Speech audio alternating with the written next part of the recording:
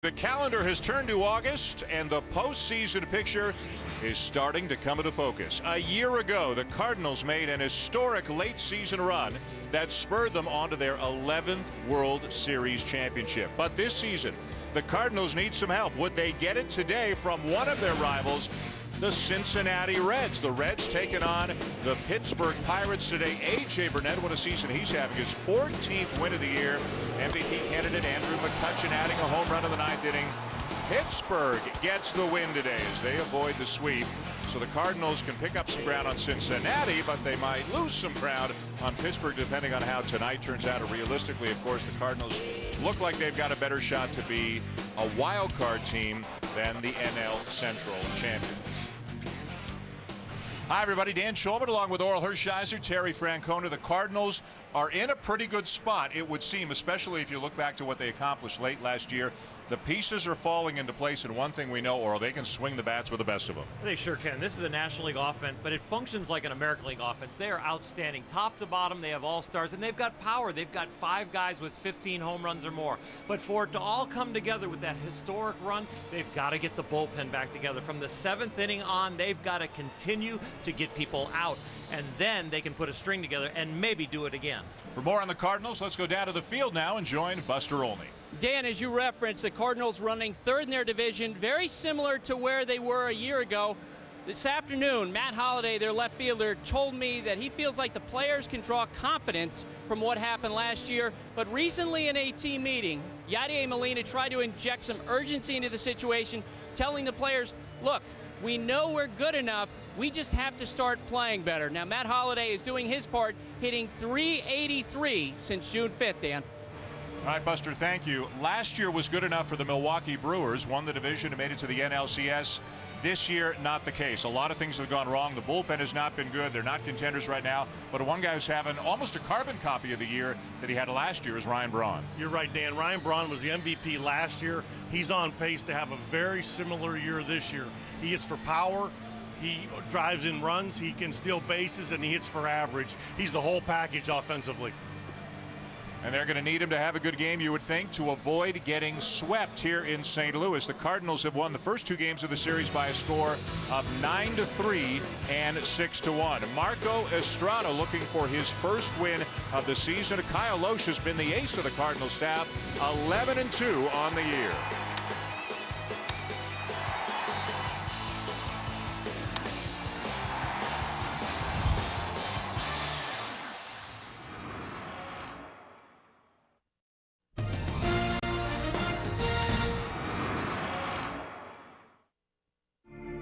You can take your green monster, your Dodger blue, and your ghosts in the Bronx.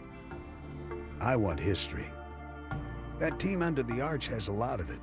From greatness that was dizzying, to Hornsby and the Man, to intimidation personified by a machine. They have quite a past in St. Louis, and a baseball city that rivals all others.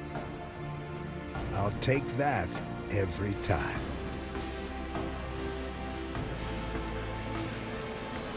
The St. Louis Cardinals in the baby blues from the 1982 season when they defeated the Milwaukee Brewers in the World Series. The Brewers, of course, in the American League at that point in time, and they're commemorating that World Series championship 30 years later here this weekend.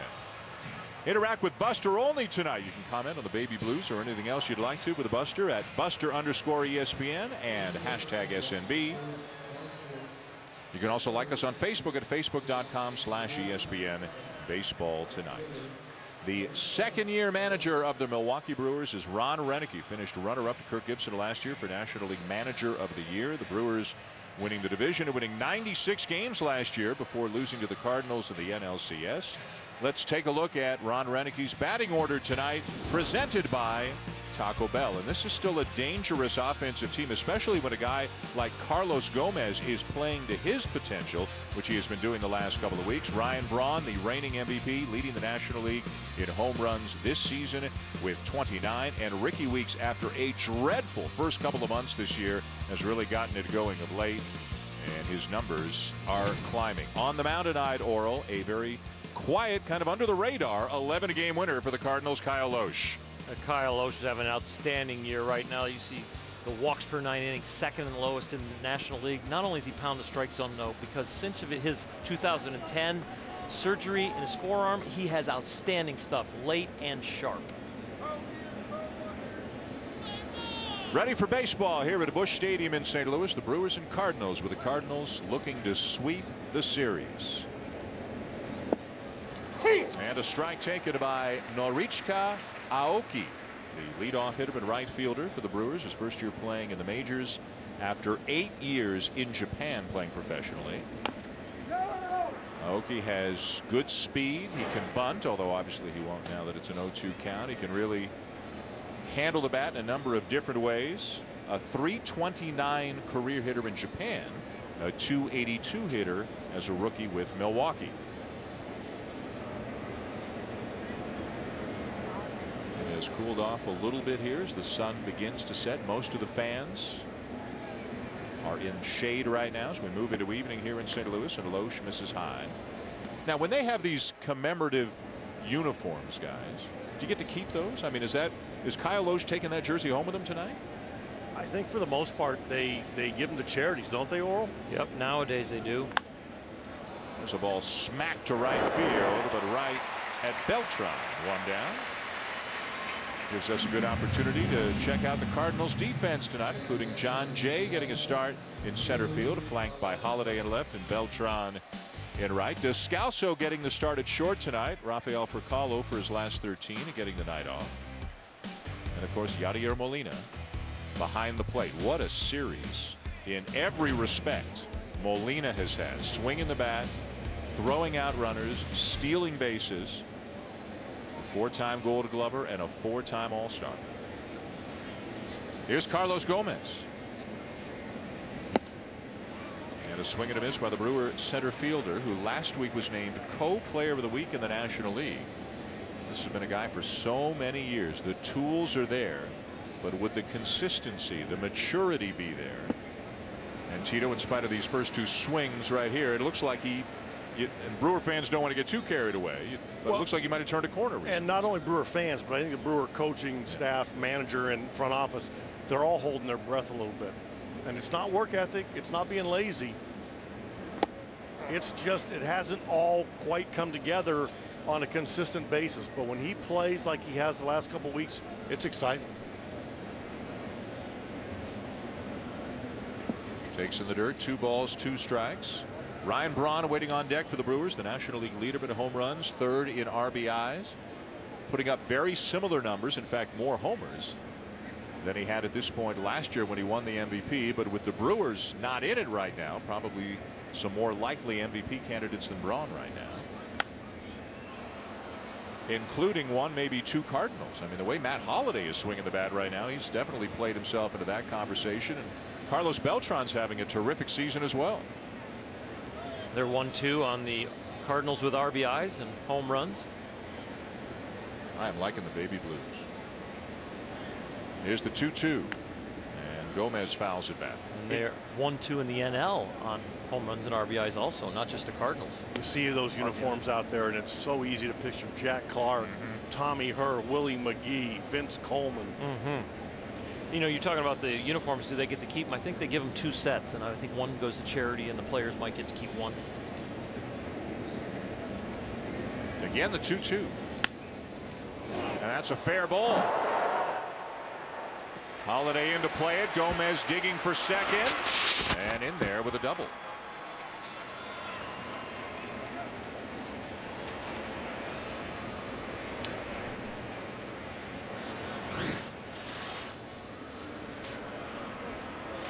Little change up right there that Kyle Loesch leaves up, and Gomez does a great job getting on top of that ball. A lot of times you'll see hitters headed back to the bench making an out on that with a pop-up and shaking their head like they didn't really get on top of it. They overswung, but he did a great job getting to the top of that baseball, even though it was a high pitch. So a man in scoring position with 1 out for the Brewers here in the top of the 1st, and here's Braun. Hitting .314 with 29 home runs.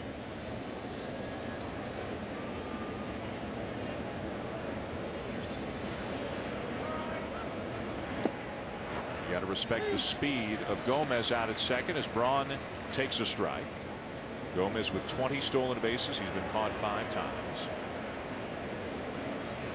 And if you're ever going to steal third with 1 out and a right-handed batter at the plate is the ideal time to do it. So check out the numbers for Gomez.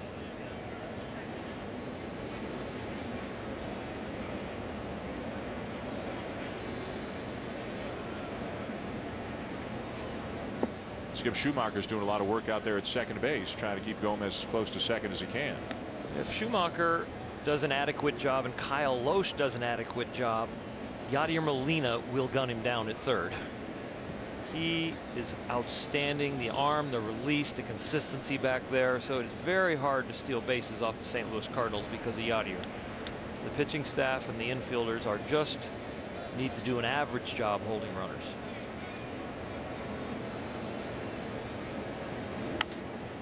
Popped out of play, 1-2 on Braun.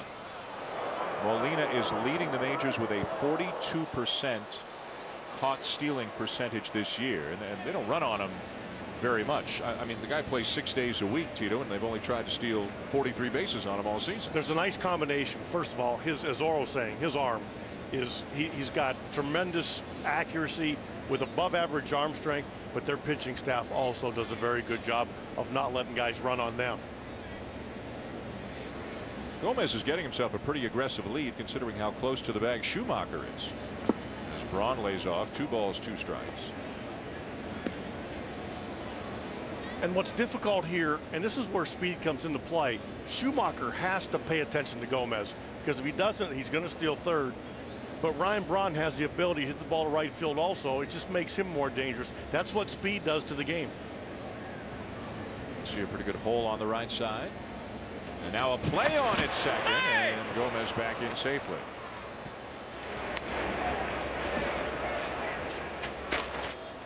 That coming from the dugout?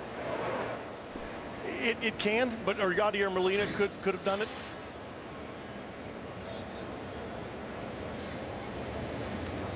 I mean, obviously it was a play and it wasn't impromptu because the way Schumacher went back and came in.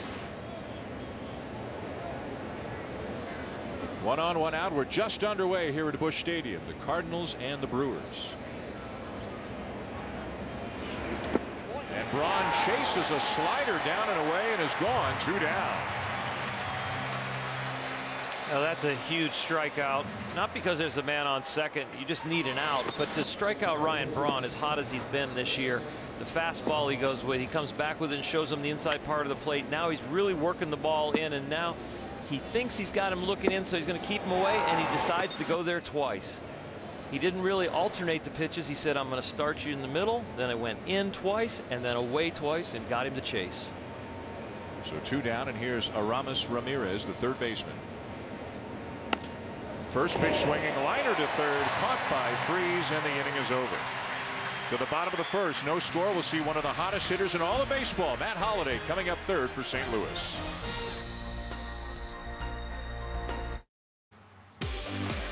ESPN Sunday Night Baseball is presented by Taco Bell. Sometimes you gotta live Mas. And in part by Corona Light, a refreshing change of beer. And Nexus 7, the new tablet from Google, from $199. The St. Louis Zoo getting a little play during our billboard shots. Bring you back into baseball here at the Busch Stadium as we go to the bottom of the first. The Cardinals coming up in a scoreless game. Let's take a look at the St. Louis lineup tonight, presented by Taco Bell. This is the highest scoring team in the National League. And Matt Holliday is one of the big reasons why. Over 400 the last 6 months. Carlos Beltran is right there with him. In fact, has one more RBI than Holliday does to lead the National League. And Yadier Molina having a great year and a great series. Getting hits, stealing bases, scoring runs, you name it, he has been doing it for the Cardinals this weekend. Looking for his first win of the season, Mr. Hershiser, is Marco Estrada. At 28 years old, the Milwaukee Brewers might be out of it this year, but this is a huge start for this young man, and the rest of the season auditioning for this rotation. Has pitched and started and relieved. And he is a strike thrower with a changeup that is coming.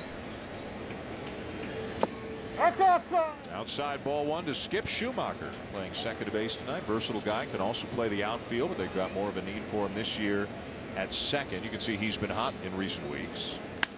And he remains out base hit for Schumacher. Defensively for the Milwaukee Brewers, Carlos Gomez with that great speed, he can really go get him in the outfield. On the infield is Corey Hart, who has become the everyday first baseman out of necessity. More on that later. The Brewers said they'd like him to remain a first baseman into next year. Give up that outfielder's glove. Jonathan Lucroy is the catcher. Lucroy missing a couple of months earlier this year with a broken bone in his hand. He's got the nail polish on his right hand to give Estrada a better shot at seeing the signs as he flashes the pitches. Schumacher driven back by a throw. With Alan Craig coming up. Coming off knee surgery, also had a hamstring injury earlier this year. He has settled nicely into the 2 spot, and he's got some serious power. And this is something to go back over the years. You probably saw this, Terry, when you managed against him. Tony La Russa liked it. It looks like Mike Matheny does too. A guy hitting second who can really hurt you. Not your typical hit the ball the other way, get a bunt down guy. It's exactly right. And I think this came directly from Tony La Russa. And you don't have the guy that can necessarily handle the bat and execute hit and run, but you also have an RBI productive bat, and he's going to come to the plate probably one more time during the game. It's a great idea. And make no mistake, this guy can hit. Remember last October, 4 home runs in the playoffs for the St. Louis Cardinals. All they need to do with Craig is keep him healthy. And he has benefited in a sense from injuries to others, including Lance Berkman, who's gone back on the DL. But even if everybody had been healthy, Craig has forced his way into becoming an everyday player with the way he swings the bat. And the 2-hole theory also relates back to the fastball, that with a man on first and usually a fast runner, that you're going to get more fastball. So you want a fastball hitter that has great power with that putting a bopper in the 2-hole. And of course, it never hurts when you got another bopper in the 3-hole and another bopper in the 4-hole, and and then the guy hitting 5th won NLCS and World Series MVP, and the guy hitting 6th is the best catcher in baseball, and on it goes for the Cardinals. Amazingly enough, though, at times they've been inconsistent offensively. They've outscored the opposition by over 100 runs this year, but they're only, in quotations, only 9 games over 500. They've had a habit at times of scoring 2 and then scoring 13, not being all that consistent offensively. And to add to that, they've had a really tough time bridging the gap till their 8th and 9th inning bullpen guys. Yeah. That's been a big problem for them. Yeah, 7th inning was a real problem. They went out and made a deal, brought in Edward Mojica, who they hope will solidify that spot. They've got all the pieces, just like they did last year. Strike 3 called, and Craig is called out on strikes.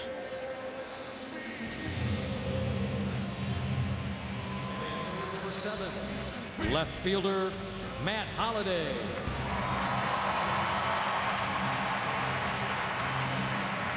Big cheer, lots of jerseys for one of the hottest hitters in baseball. Holliday, 2nd in the National League in RBIs. He is 6th in home runs. He is 8th in batting average. And in recent weeks, he has been #1 in many categories, just absolutely crushing the ball game after game.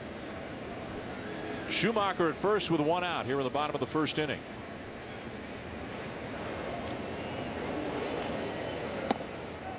And a strike taken, says Mike Everett, the home plate umpire. Laz Diaz at first, Mike Estabrook at 2nd, and Tim Welke, the crew chief, is at 3rd. Holliday didn't particularly like that first strike call. Estrada, born in New Mexico, 6th round pick in 2005 out of Long Beach State by Washington, was claimed on waivers by the Brewers in 2009. Has certainly pitched well enough to get some wins this year, but has been a victim of a blown save by the Brewers on 4 separate occasions this season. That has been Milwaukee's biggest problem, their bullpen. Up and in, a ball and a strike on Holliday. Estrada's a guy with a very good control. His strikeout to walk ratio is terrific, but the feeling, Oral, is that the average fastball, if it's too good of a strike, gives up a lot of home runs. Yeah, he's probably going to need a 3rd pitch, and they say his changeup is really coming along right now. The breaking ball is solid, and he's got a little deception in his delivery. seems to hide it. For somebody that's throwing an average kind of straight fastball, he gets away with a lot of mistakes in the strike zone. And I don't mean that they're not strikes, but they're more in the middle of the plate. 12 starts this year and has not picked up a win. Coming off a good one against Houston on a Monday. 7 innings, only 2 earned runs, but a no decision in that game.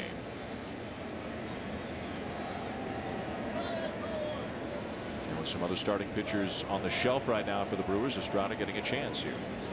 Swing and a miss, and he gets Holiday for out number 2. The finishing pitch in this sequence is an exceptional breaking ball. When you're facing a hot hitter like Matt Holliday, first of all, to have the gumption to just come in there and attack him, you get a fastball for a strike, you knock him down a little bit with that second one, you keep coming at him, and the fastballs in the zone set up the breaking ball that was sweeping out of the zone. So back-to-back strikeouts for Estrada of Craig and Holiday. Now here's Carlos Beltran. And a strike taken by Beltran, batting to the left side against the right-hander Estrada. Beltran was the bat that the Cardinals brought in to try to fill the gap with Pujols departing. Different position, obviously, but they needed another bat. They went out and got Beltran. He's been healthy, and look at the numbers that he's put up. Down to first and through the legs of Hart. Schumacher around second and on his way to third on what should have been an inning-ending ground ball.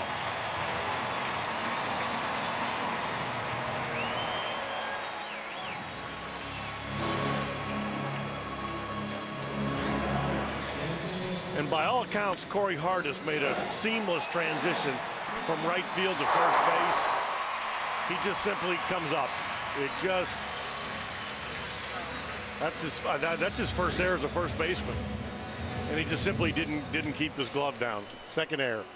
Made his first one Friday night, his second one here tonight. As we mentioned off the top, the Brewers have thought so highly of his play at first base. They want him to stay there next year. They lost Prince Fielder after last year. Matt Gamble got hurt. They moved Hart in from the outfield, and by and large, he has done a terrific job, at least until the last few days. The inning continues, and that's a dangerous thing if you're playing against the Cardinals.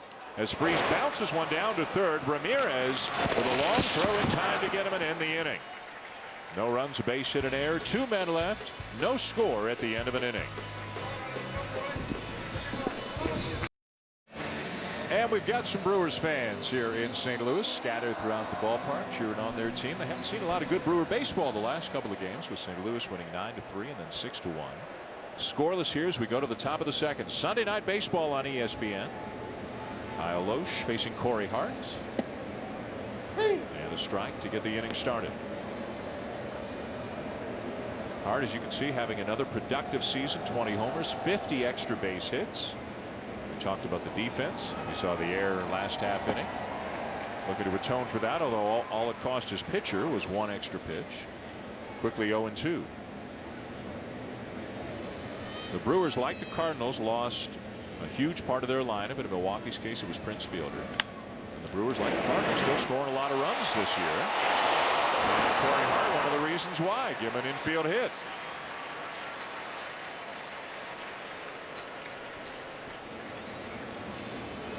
So the leadoff man aboard against right-hander Kyle Loesch. Started opening day for the Cardinals. 11-2 on the season. Of course, St. Louis never got Chris Carpenter back this year, and Adam Wainwright coming off surgery, slow going out of the gate. And Oral, they really needed somebody to be, if not an ace, at least a stabilizer in that rotation, and it's been Loesch. He's been more than a stabilizer. He's been exceptional. Those 11 wins, the bullpen has actually coughed up 4 more, so he could be having a huge year. He is a strike thrower. He's already had 2 0-2 counts in this game. Ricky Weeks is the batter. You can see how hot he has been lately. He was as cold as anybody in baseball the first couple of months, hitting under 160 at the end of May. An all-star last year. He's coming on now. Fly ball to left field. Holiday in to make the catch, 1 down. Well, for Kyle Loesch, this is his 5th season in a Cardinal uniform, and in 2008 he had a good year, but then in 2009 hit by Ron Mayhay as he squared to bunt, and suffered a number of forearm injuries that cost him at least his effectiveness and a lot of time in the 2009 and 2010 seasons. Eventually needed surgery for nerve compression in that right forearm. Bounced back healthy last year, and look at the numbers that Loesch has put up the last 2 years. In 2011 and this season, a combined 25 wins as he heads into free agency. Keep an eye on him in the offseason if the Cardinals don't tie him up between now and then. Now, I know offense is down and people are looking for power, but Tito, you know as well as anybody, everybody's still looking for a good starting pitcher. And when you think you have enough, go get more. Reliable pitching at the major league level is the hottest commodity out there. Think of the Texas Rangers. They're looking for pitching still. At the beginning of the year, they had way too many starters. They were putting people in the bullpen. Jonathan Lucroy is the batter, the Milwaukee catcher. Lucroy hitting .331 on the season. As we mentioned, missed a couple of months with a broken hand.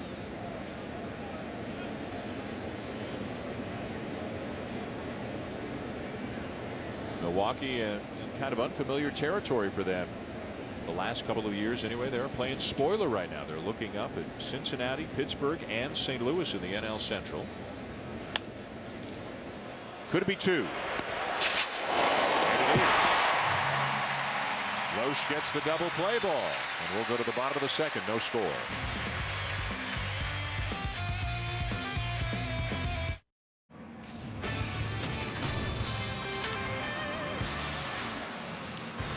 Welcome back to St. Louis. It is a sea of red. I don't know that there's a ballpark in America where a higher percentage of people wear their team's colors than they do right here in St. Louis. And a lot of people have gone out and gotten Molina jerseys in recent years.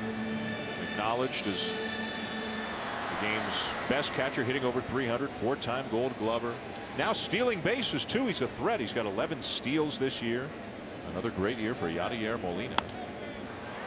First pitch swinging, fly ball to right field. And Aoki is there. One down. Molina has turned himself, Terry, from a guy who was known as having a great arm. Then he became a great handler of pitchers. Then he became a great hitter. Now he's a good base runner. He's just adding something every year, it seems. And like you said, he's even stealing bases now. But when you talk to Mike Matheny, Mike just raves about the way he handles the staff. And as your catcher, that's the most important thing. I mean, your catcher can go 0 for 4 and you can still win, but he needs to run the game. John Jay is the batter, the center fielder for the Cardinals, hitting .288. Another guy who spent some time on the DL, had a shoulder problem yesterday, hitting his first home run since the middle of April. Got a lot going on in that swing, a lot of moving parts, as they say. You know, hitters are funny. They're finicky. They try so hard to find a place where they're comfortable, and you just watch him and you wonder how he settled on that. So you don't think somebody taught him to do this? Again, it's his trigger. It's his personal trigger. Just does he get his foot down in time? Does he get the hands back in time and loaded?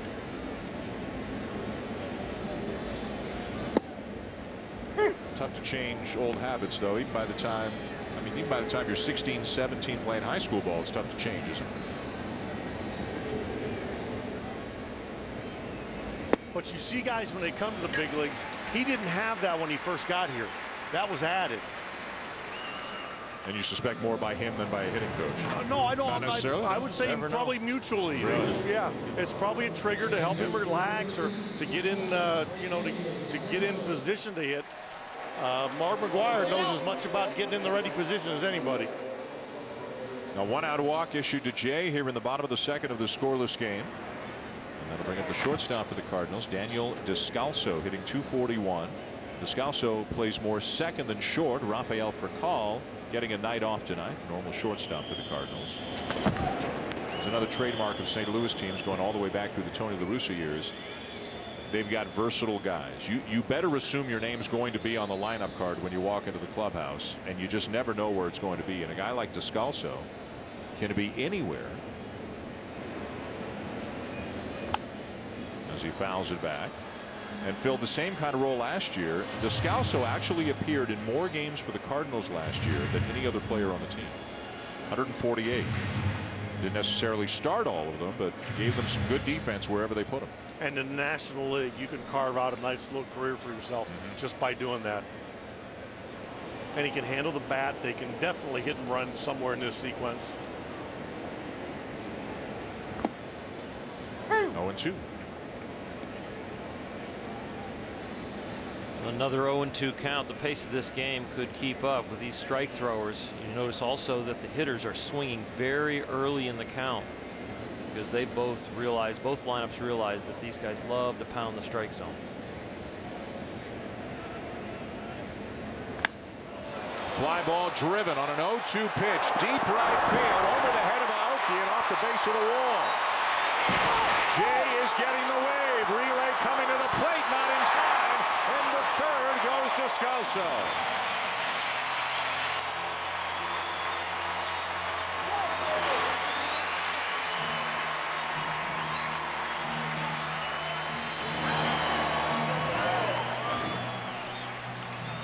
Well, 0-2 pitch, trying to go up the ladder. The ball ends up being a strike. Scalzo does a great job getting on top of this and driving it. Jay watching the ball, making sure, and then Jose Oquendo at third, waving him, and Descalso does a great job seeing that they can't get both of us out. So if they're going home, I'm going to third. If they come to third, we get the run. And Descalso actually credited with a triple on the play, rather than a double and taking third on the throw home. So it's an RBI triple for him, and that brings the infield in here in the second inning. Now the pitcher is up, Loesch. The Brewers do not want to let another run in here. Loesch squares and pulls the bat back, and he takes ball one. And now Loesch is going to have a little talk with Jose Oquendo about what the game plan is here in this situation. Talking about a guy who can handle the bat. Yeah. Both Kyle Loesch and Jose Oquendo in his prime, even throughout his whole career, could really handle the bat. The hitting numbers are not good for Loesch, but he does have 8 sacrifices on the season, so he's gotten some bunts down, and we'll see how Mike Matheny plays it. A chopper toward third. Runner gets a look back, and Loesch is retired, 2 down. Not a lot Descalso could do there.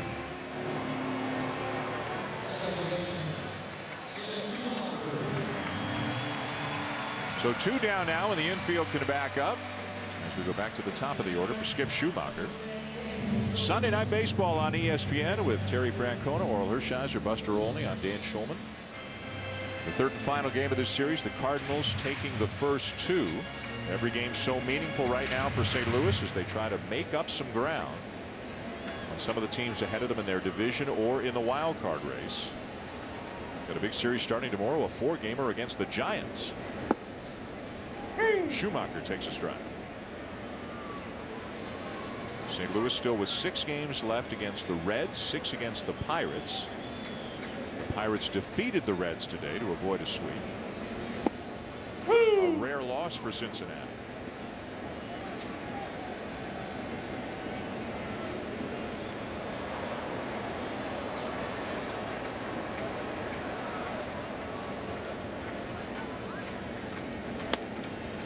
A grounder to second.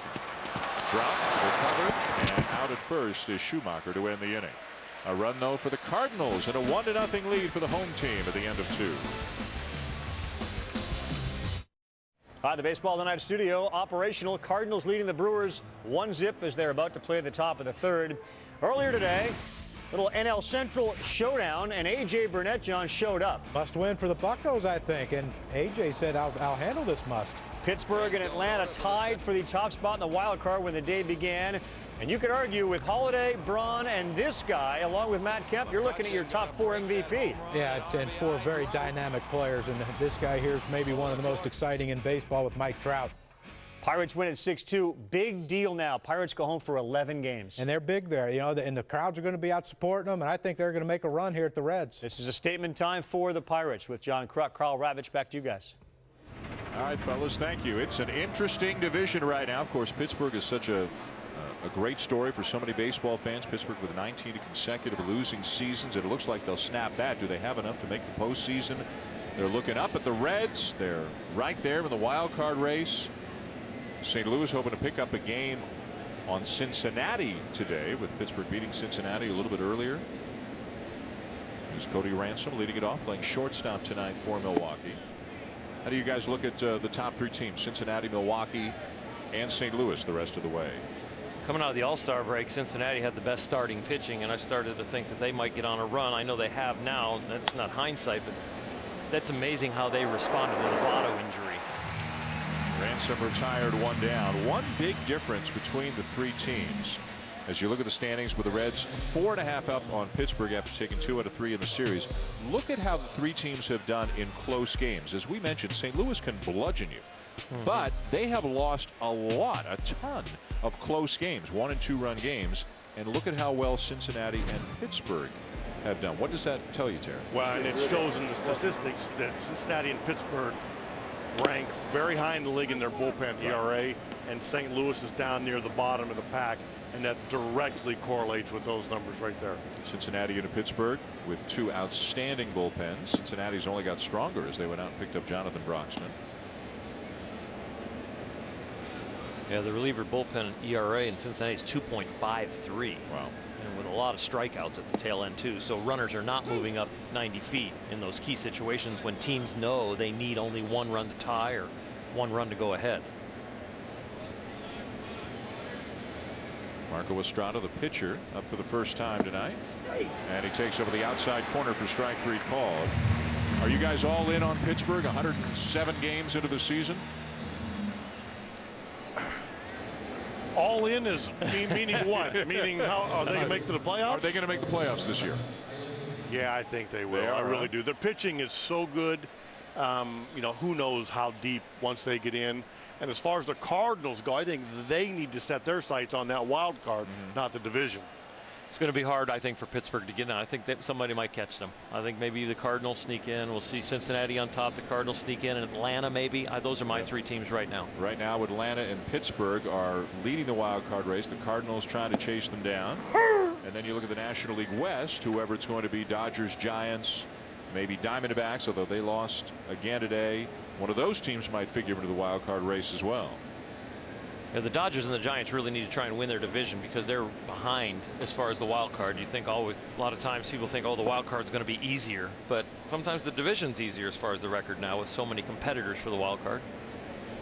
Now you look at a series like the one we talked about that's beginning here tomorrow night. The Giants here for 4 games against the Cardinals. That game, that series has major implications. Aoki up for the second time, lines the ball fair over the head of a leaping Craig down the right field line, and it kind of sticks almost up against the short wall down the line, easily allowing Aoki to glide into second base with a double.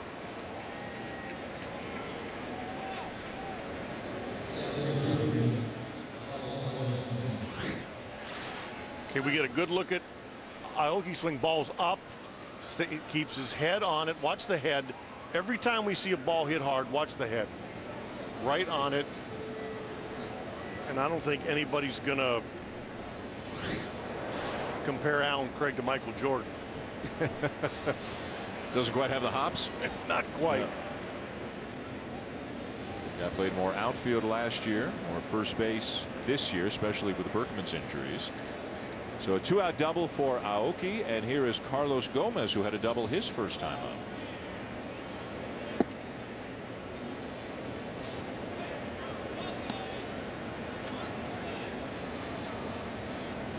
First time I've heard you use Michael Jordan's the whole name since you managed him in the minor leagues. When is he MJ to you?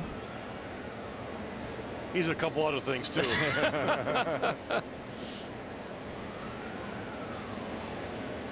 Interesting year though for you, right? It was a great learning year. Yeah.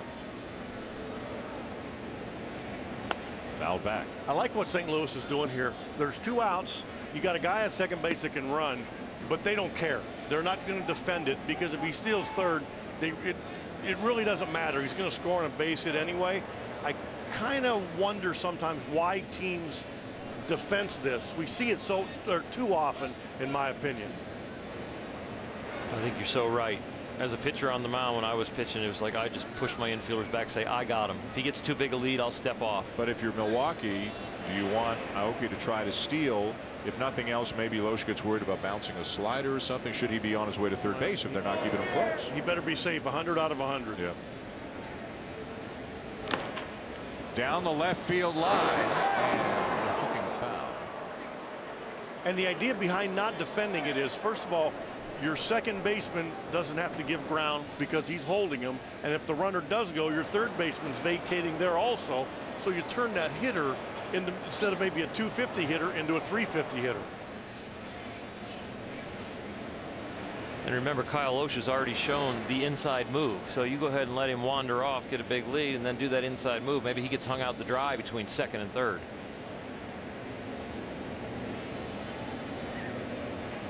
One, two. And Gomez fights it off out of play. If Gomez can reach somehow, Ryan Braun will come up. Struck out his first time up. National League leader in home runs with 29. Milwaukee going home to start a series with the division leading Cincinnati Reds tomorrow. Just a quick 3-game homestand for the Brewers. After the success they've had in recent years, the money they've spent, the new ballpark, boy, they've been packing them in the last few years up in Milwaukee. Not a big market, but a big fan base for that team. Well, that's a well-located pitch by Loesch. You can see how Molina was setting up, and Gomez did well to get a piece of it. We had a chance to talk to Mike Matheny before the game, and he talked about how Kyle Loesch, not only great command, but how he has learned to expand the strike zone once he gets ahead. And you see how K-zone has that right on the edge. So his sights are to hit the corner or to be slightly off the edge right there, and he hit his spot perfectly.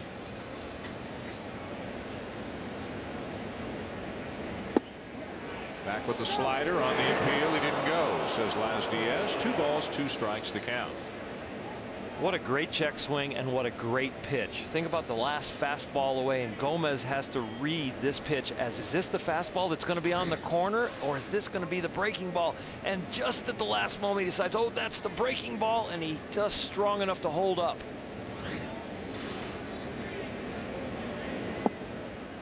Full count.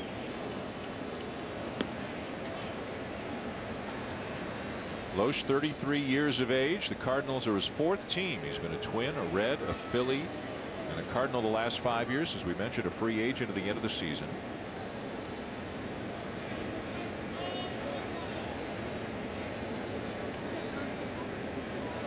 And one thing that you like, I know you love it, Oral, he keeps his pitch count down. Because he throws a lot of strikes, he pitches to contact. Among all National League starting pitchers with enough innings to qualify, only R.A. Dickey throws fewer pitches per inning than Kyle Loesch.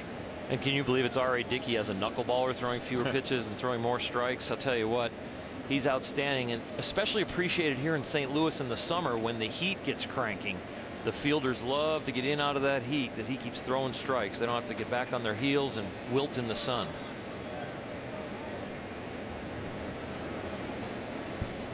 Three-two. Inside, ball 4. First walk given up tonight by Loesch, and that'll put 2 men on for Ryan Braun.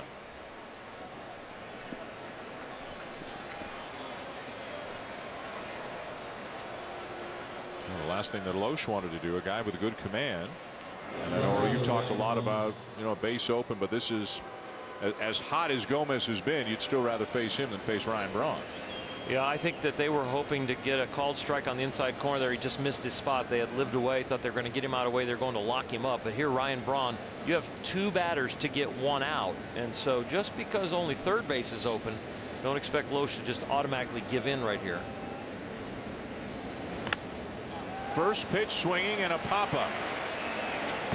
Craig down from first. The inning is over. Big out for Loesch. 1-0 Cardinals going to the bottom of the 3rd. Matt Holliday will bat second.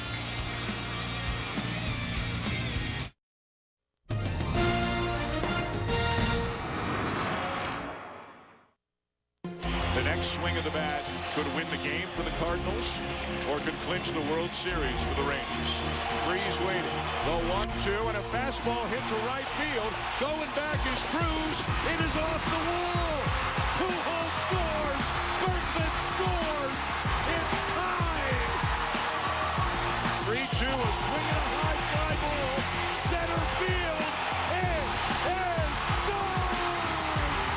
kid from the suburbs of St. Louis. That's got to even be beyond a person's imagination. In the history of this sport, has anybody had a better night than David Freese? Local kid to tie up Game 6 of the World Series when you were a strike away from getting eliminated, and then 2 innings later to win it in extra innings with a home run and force Game 7. How do you can't top that? I mean, a night that'll go down. It's the most memorable night I've had in baseball when I wasn't playing a game, and I'll tell you what, I'm surprised your vocal cords made it. That was some kind of fun. Alan Craig, the batter, and he'll take a strike. It's fun just to relive it like we just did. Yep. There are so many things that are forgotten about that wild Game 6. Early on in the game, as I recall, not having looked into it today or anything, the first 5-6 innings, Oral, I think there were like 6 errors in the game. Like, it was a mess. Pretty ugly It was game. not a good game. And then it got better and better and crazier and crazier. Yes, sir. In fact, didn't Freese drop a pop-up? Yes, he did. Yes. You're right. Yeah. And, you know, maybe in danger of wearing goat horns, depending on how things turned out. And then he ties it with that triple in the 9th inning. Top of the 10th, Josh Hamilton hits a 2-run homer.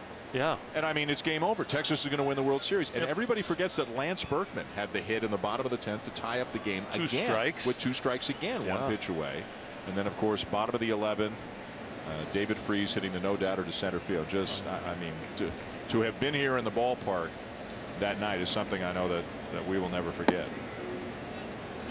As a Dodger, when Ozzie Smith hit the home run off us in 1985, hadn't hit one in a long, long time, and great Jack Buck said, "Go crazy, fans, go crazy." That was kind of their Game 6 last year when Freese hit it.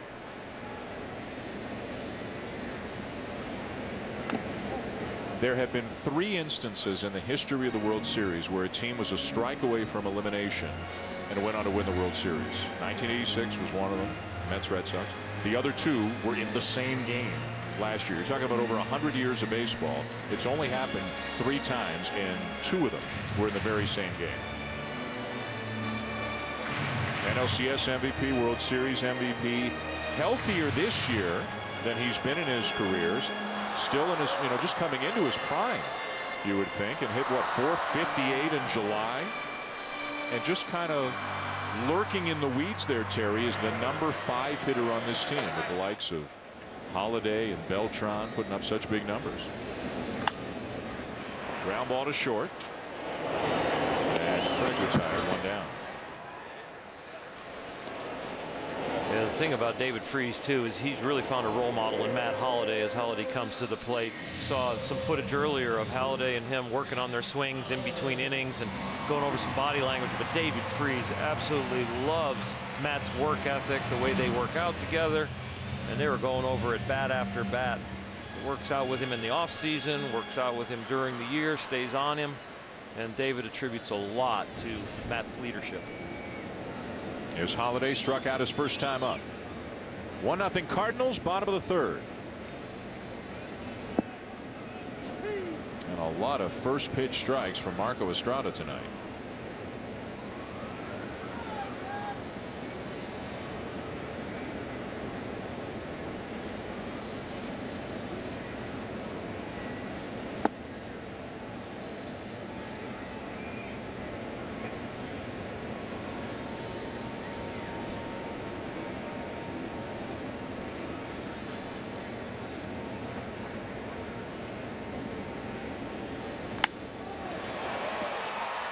Hit hard to center field and off the wall on the fly.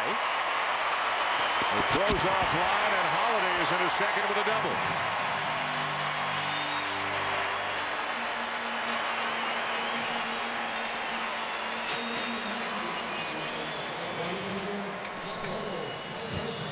Well, Matt Holliday picks on a hanging breaking ball right here. Talking to Mike Matheny before the game, he said, we asked him about the hot streak of Matt Holliday. It's the 31st time in a row that he's reached base with a hit or a walk in this streak right now. And he said earlier in the year, he hits the ball harder than anybody. We'd come down and get stats on exit velocity of the ball off of his bat just to encourage him that don't worry, it's just not falling in. Keep hitting the ball hard.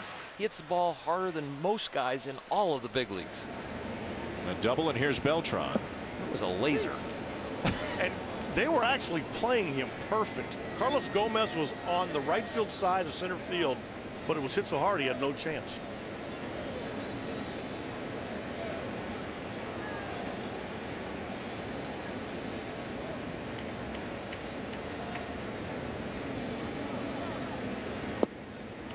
The way that Gomez looked when the ball came off the bat, it looked like he thought he might catch the ball. He's positioned perfect. Yeah. But and now he starts going back and he gets over his head. It's like a Terry Francona 2-iron. I was just going to say, that's a 2-iron. It's a little straighter than your 2-iron, huh? Holiday continues to swing a hot bat. When hitters are able to hit the ball to the opposite field with that much authority, that makes them doubly dangerous, because now you come in and they turn on it because they have their balance, and that's when they hit the home runs. Let's go down to Buster for more. Guys, the Cardinals dugout made a sound when Matt Holliday hit that pitch that I haven't heard all year. About 10 guys let out the word, "Whoa!" I was going to say, whoa, Buster, slow down. Yeah. Big league dugout. I was worried what word he was going to say. Look at this swing. This is great balance, great bat speed, and great strength. That's 6'4", 225, more like a linebacker swinging a bat, and he can run.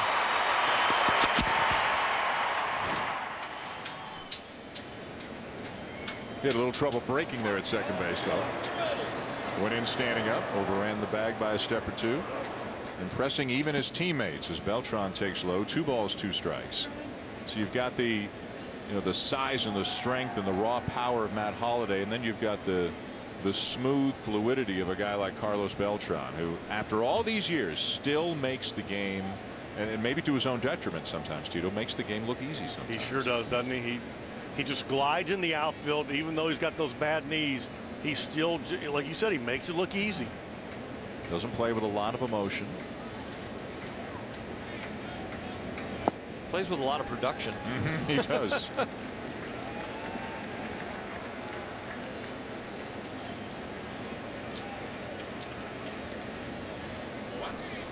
ESPN's coverage of Major League Baseball continues tomorrow and Wednesday. First tomorrow at 7 Eastern. It'll be the Yankees in Detroit to take on the Tigers. Wednesday at 8. As mentioned, the series that is beginning tomorrow. Wednesday night you'll see the Cardinals here at home to the San Francisco Giants. Full count on Beltran. Well, he got a hanging breaking ball right there and fouled it back out of play. That ball might have hung just enough where it didn't come into his swing, because if that ball's down another 3 or 4 inches, that ball might be hanging around by that scoreboard. Watch how far this stays up. You're so right. It just didn't come down in the hitting area long enough.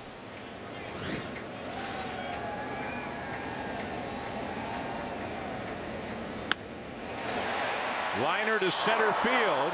Catch made. Throw to second. And they will double off Holiday, who thought the ball was going to drop. Inning over. 1-0 Cardinals. End of 3.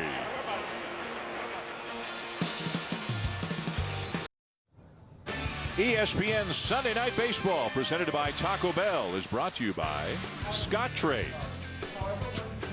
See for yourself why so many investors are saying, I'm with Scott Trade. And Chrysler, imported from Detroit. You've been in that arch, haven't you, Tito? I sure have when I was a little kid. Those cars that go up, they are so cool, but they're so small and there's very little air circulation. I'll tell you what, you can get a little cramped in there. A little claustrophobic in there? You're going to do it again? Every 10 or 15 feet, it re-levels you. Never. And a liner caught by Loesch. Aramis Ramirez is retired. I was here as a little kid when my dad was playing for St. Louis, and actually the year they went from Sportsman's Park over to the old Busch Stadium, and they had just built that arch. Yep. And my mom took me and a bunch of the kids up there. Geez, I was probably 7 years old. I don't like that word, re-leveling. They re-level you? Yeah, as you go up, you're going around the edge of the arch, and then maybe this will be a look, but it kind of stops and kind of keeps turning you. Corey Hart, the batter. out of the tramp card. However, once you get up to the top of the Wow. card, take as many photos as you like. I'm content just to see the shots that our great camera crew is providing us rather than go experience that firsthand. It's pretty cool at the top, but it waves back and forth. I don't know how many feet that it oscillates back and forth. If you're up there looking in the windows, you're moving. 1-2. Hart with an infield hit his first time up. Where the Cardinals had an opportunity in the bottom half of the third inning, but Matt Holliday getting doubled off at second base. Thought the shot off the bat of Beltran would get down or would get over the head of Gomez, one or the other. Gomez made the catch and threw him out at second. 2-2.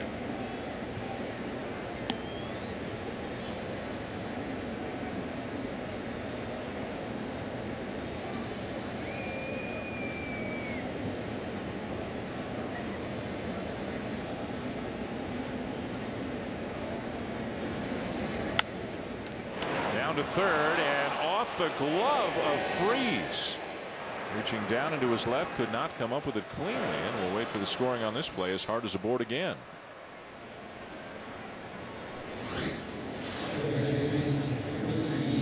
And it is an error on Freese. And he simply didn't look it into his glove. Just as we talk about with hitters, when they take a good swing, their head is right on the barrel of the bat. Same thing with an infielder. Their face is always, their eyes are looking into their glove. So a runner at first, one out. Here's Ricky Weeks hit a fly ball to left field his first time up. You know, when Weeks started so slowly, you'll hear hitters talk about this. You can't help but see your batting average when you come up in a modern ballpark. The scoreboards are so big and so bright, and he's over 200 now, but for the better part of 3 months he was under 200. He was down in the 150s, 160s, and this is a guy with good credentials. And at some point you dig yourself such a hole that even if you get really hot the rest of the way, Tito, the overall numbers are not going to make it look like you had any kind of a good season. You make a good point. I'm convinced in my career when they came up with that Fanavision or whatever, Diamond Vision, yep, that's when my career started going downhill. Because you could see your average. You could see the numbers. But you make a good point. I mean, you have to live with it for a while. Yep. You got to be patient. You can't get it all back at once. You hear so many times the reference hitters trying to go 3 for 1 or 4 for 1, and it happens. They want to get it all back too fast, and they get out of their game. They don't take their walks. They swing at bad pitches, and then that just compounds the problems. Ricky's brother Jamal playing for the Oakland A's, having a great season, although they lost today, beaten by Toronto 6-5, but Oakland right in the hunt for the American League wild card. You know, we talk so much about Kyle Loesch. A couple things he does that's really interesting and, in my opinion, really good. First of all, he doesn't walk you. Right. And second of all, when you get on base, it's very hard to run. Yep. I mean, if you do those two things, you got to get hits to beat him.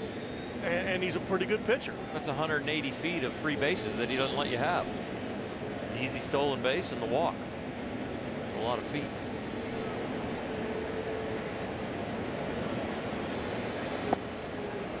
Cardinals hoping to get a boost in their rotation pretty soon. Jaime Garcia, who's coming back from a shoulder injury, has been out a couple of months, is on rehab right now. They could have him back within a couple of weeks.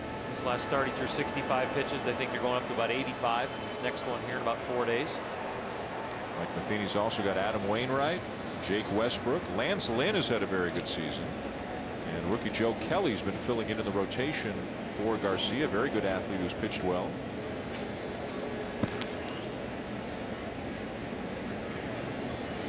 They seem to be a very resilient team year after year. They deal with adversity. They deal with injuries. Garcia maybe just a couple of weeks away, as we mentioned, quality left-hander. They just find a way to plug the holes and keep going. Kyle Loesch is a free agent at the end of this year, and he might end up being too expensive for the Cardinals. He's got 11 wins already. Prior to the surgery, he is a 14-game winner, won 14 then again last year. In 2010 had a very rough year, and 9. The Cardinals will have some decisions on Jake Westbrook and Kyle Loesch.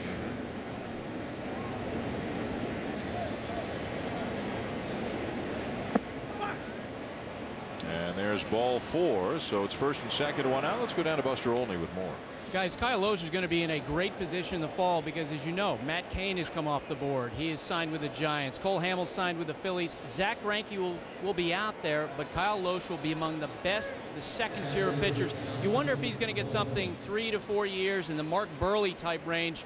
Remember, the left-hander signed a 4-year, $58 million deal with the Marlins during the last offseason. As you mentioned, Kyle Loesch, 33 years old. All right, Buster, thank you. And the Cardinals have always been more about the 25 than the 1, and they were in a tough spot this past offseason with Albert Pujols, obviously, as he wound up signing with the Angels. But they'll take the money. Whoever is the one guy that they don't retain, they'll sometimes take that money and spread it among 2, 3, 4 other players. And top to bottom, they've always got a very strong roster. Carlos Beltran signed with some of the Albert Pujols money that was signed. Yadier Molina was signed to a long-term deal. Rafael Furcal was re-signed. And I think the strategy is sound, but I think also you have to have a place where players want to come. And St. Louis, I think, is a destination for Major League players. Because of the tradition and the fan base and the supportiveness and all that? The reputation of the city and the fans and how loyal they are.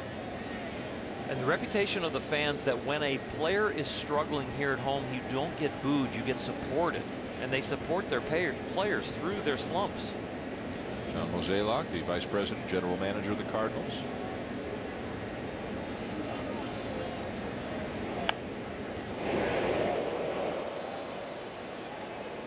I know that folks sometimes on both coasts, everybody's protective of their own city and feels great about their own fan base and all that, but this is a special baseball city, and there's no denying it. And we've talked about it before. You go back 50 years, and St. Louis was a little bit more than 50 years. St. Louis was the furthest south and furthest west of any major league city. So you'd get fans from Iowa and Illinois and Arkansas and Oklahoma. They'd come from hundreds and hundreds of miles away, and the Cardinals had the biggest radio network of any team in baseball.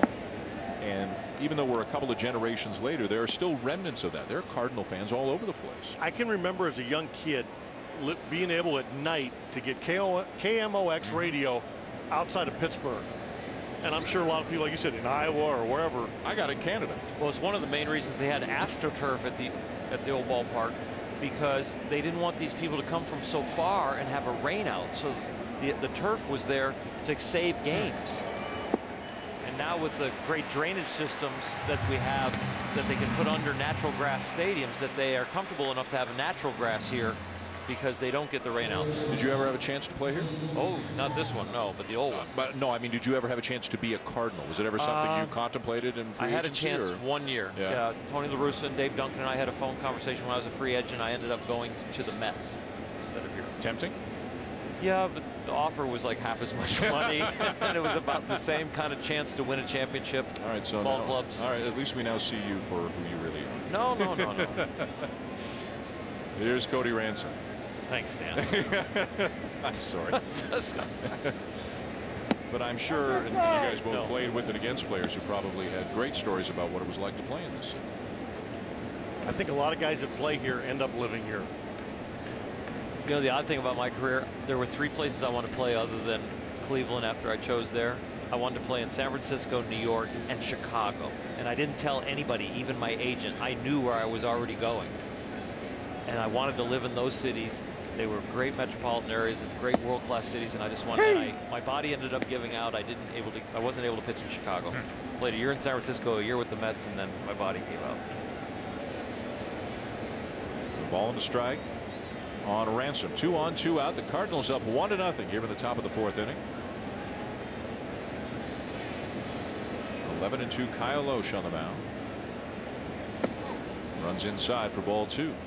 Well, I guess Oral's picks for cities are better than mine were Louisville, Des Moines, and Colorado Springs. You knew where you were going before you got there. I had those picked out also. I'll tell you what. A couple booths down, we've got Bob Uecker. Terry, you're grabbing his sense of humor right now. Boy, well, he can light up a room. Oh boy.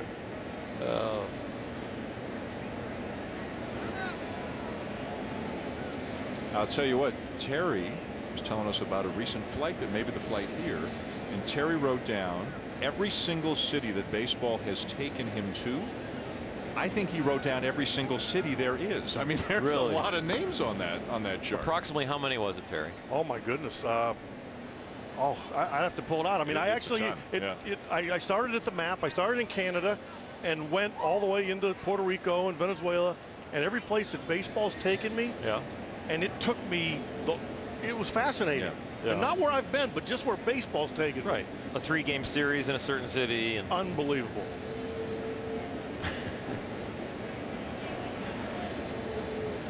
we can say he's got some miles on that guy. Fouled off at a full count.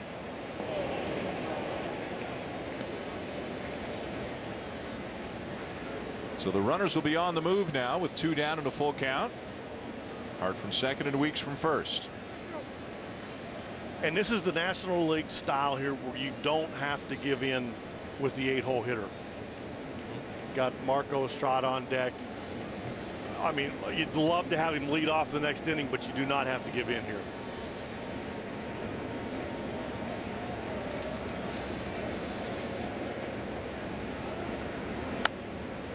Out of play. And that's where the 8th hitter's job is, to expand the strike zone also. So the 8th hitter will be told that, you know the pitcher's on deck. It's better for you to swing at 6 inches outside. Maybe you can get a hit, or try and jam one over the shortstop with an inside pitch. Finding a good 8-hole hitter in the National League is really a valuable commodity. Seen a lot of young kids come up to the big leagues, hit 8, and really flounder. Especially like 2 outs, nobody on, you're the 8-hole hitter, and not go up there and throw the at-bat away because your pitcher then leads off the next inning. Go up there and grind it out to at least get the pitcher's spot, turn the lineup over. Again, the 3-2. And he lays off ball 4, takes the walk. The bases are loaded. And Loesch will now face Estrada. Loesch in the mid-20s just in this inning, 25. So they've worked him over, and he's really kind of pitched himself into this. And Milwaukee may not score this inning, but they've set up at least next inning where they have, the leadoff Aoki hitting first. And I mean, they don't have to have the pitcher leading off, and they're 1 out into the inning. Loesch has only walked 24 in 22 starts coming into tonight. And he's walked 3 already in this game in the first 3 2/3. It's a rarity. This guy, 14.6 pitches per inning. So we saw those pitch counts per inning. He usually is pounding the strike zone and very efficient.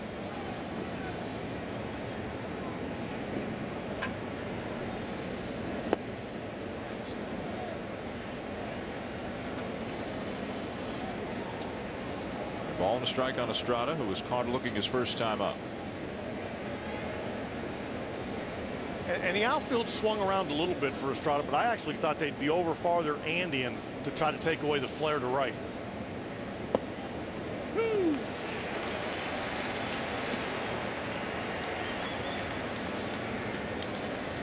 Pitcher can't argue the strike call because he wants that same strike call when he's on the mound. Oh, he's kind of passively arguing it with his expression and stepping out of the box. No batting gloves for Estrada as he digs back in and takes high. Well, if they're going to throw a breaking ball, it's going to be right here. I don't think he's going to see one. 3-2, bases loaded, 2 out to the pitcher. So the last 2 pitches fastballs. You got confidence in throwing a breaking ball for a strike, you do it right here. Staying with the cheese. He doesn't want to go 3-2. No.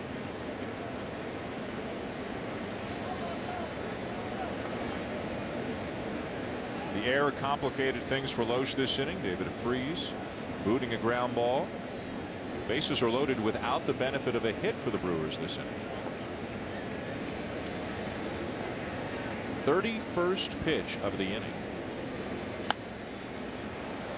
Popped up back of the plate and out of play.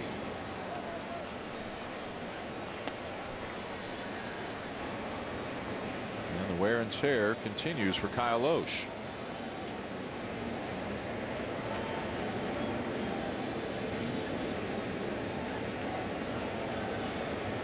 Takes some time. Exhales deeply, back up on the mound.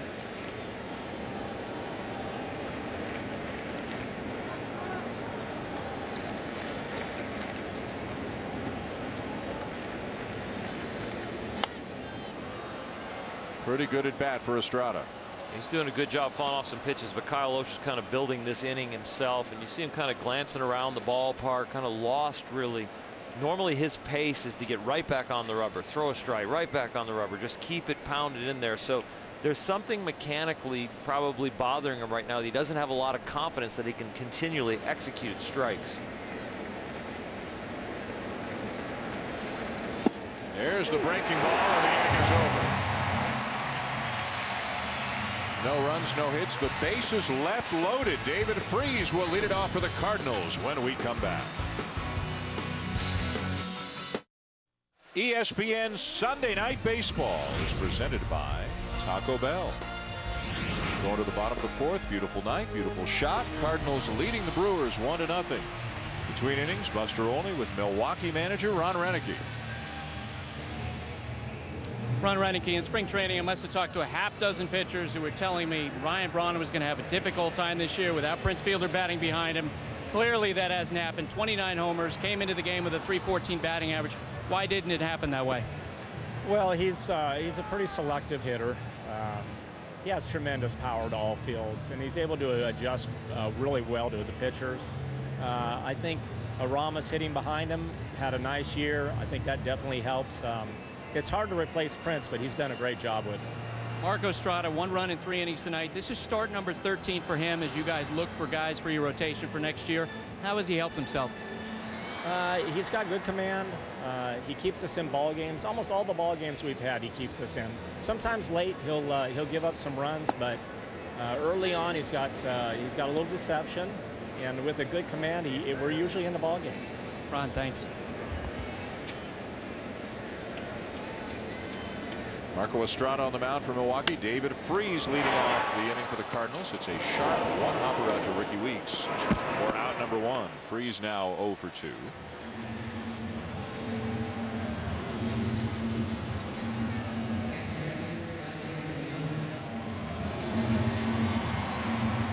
Well, Milwaukee, of course, with them not contending this year, that led to the trade of Zach Greinke.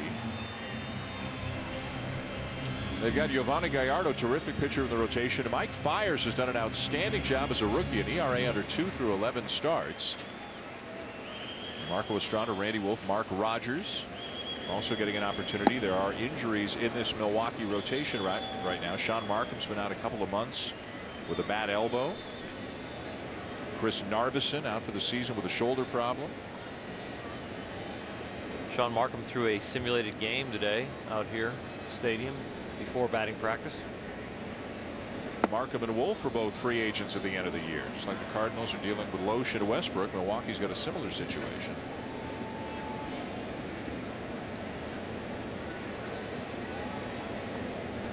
Yadier Molina wearing the baby blues, the throwback road jerseys of the St. Louis Cardinals from 1982, the year they defeated the American League champion Milwaukee Brewers in the World Series. The Brewers in the AL back then, a 7-game series. Darryl Porter, the MVP, Ozzie Smith, a big part of that Cardinal team. It was the power of the Brewers against the speed of the Cardinals, and man, could those Cardinal teams of the 80s run the bases. As we mentioned, Darryl Porter was the MVP, where they had Ozzie Smith and Vince Coleman and Tommy Herr, and on and on and on it went. They stole, I think, over 200 bases that year.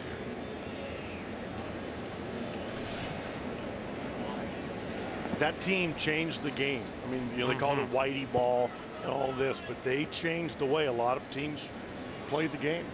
And he's not diving for a ball. He's doing the flip as he takes his position in the first inning there. That's why Ozzie Smith is in that position. I love the baby blues. What about the Sox? I love the Sox. You don't love the Sox? You know, and not with the high top shoes.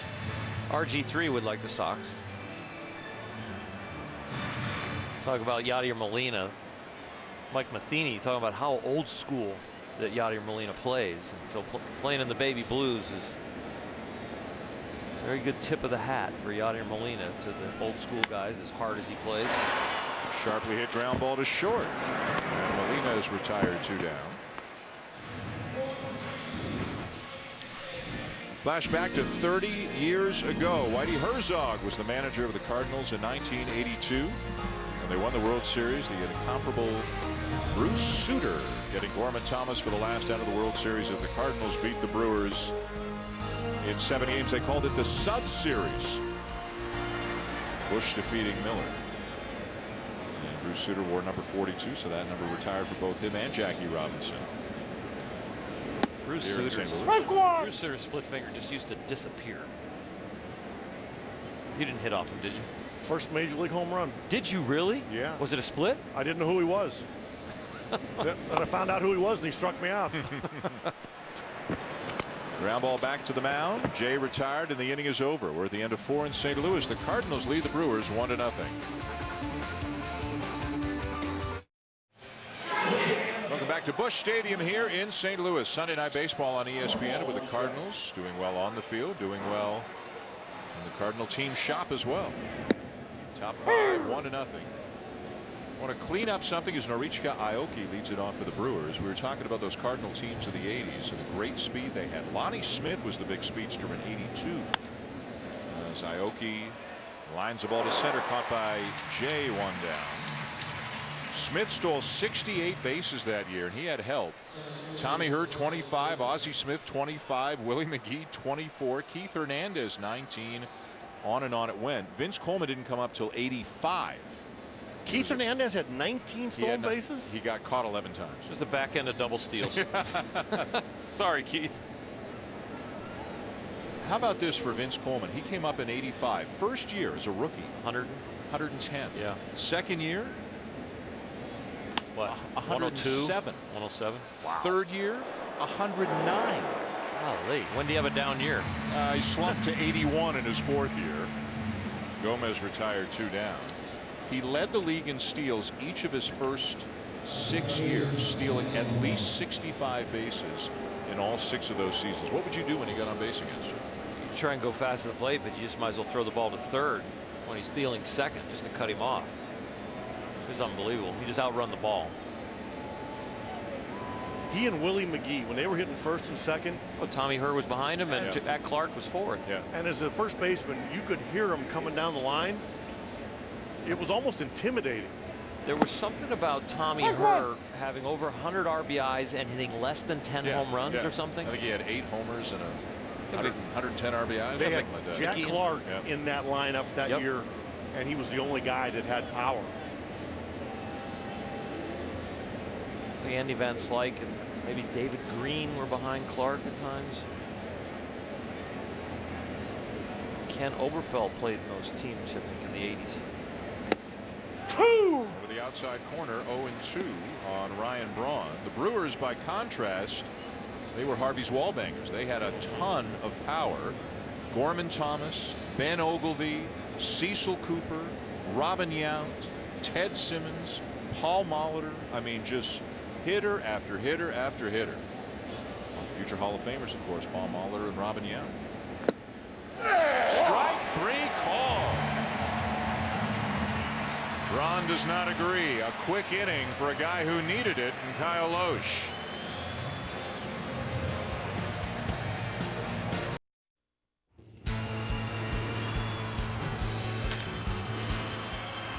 Sunday Night Baseball on ESPN to the bottom of the 5th. The Cardinals looking for a sweep and leading Milwaukee 1-0. Daniel Descalso will lead it off. Had an RBI triple in the second. Strike 1. Accounting for the only run in the game.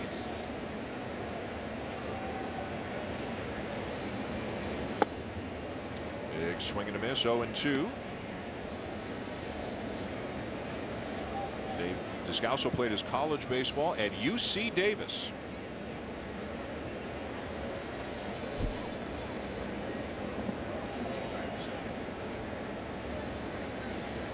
Batting in the 8th spot, pitcher Kyle Loesch is out in the on-deck circle. Each team with 3 hits, each team with 1 error. The Cardinals have the only run of the game. Got a piece.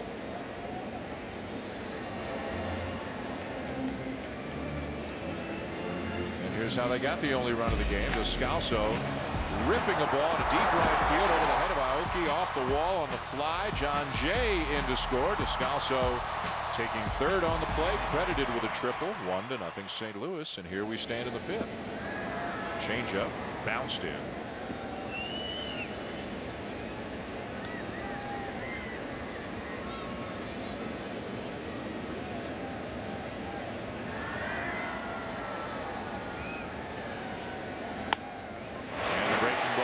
To right field for a base hit.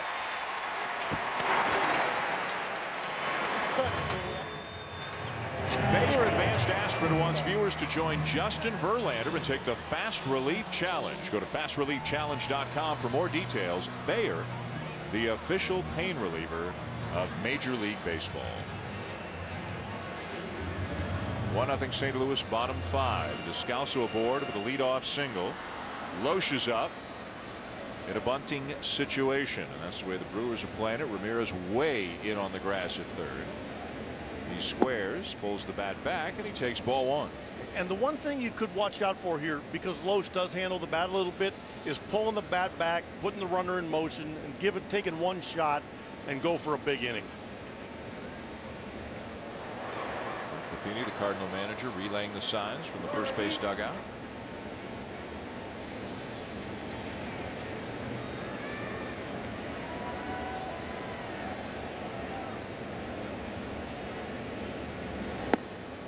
Ball 2.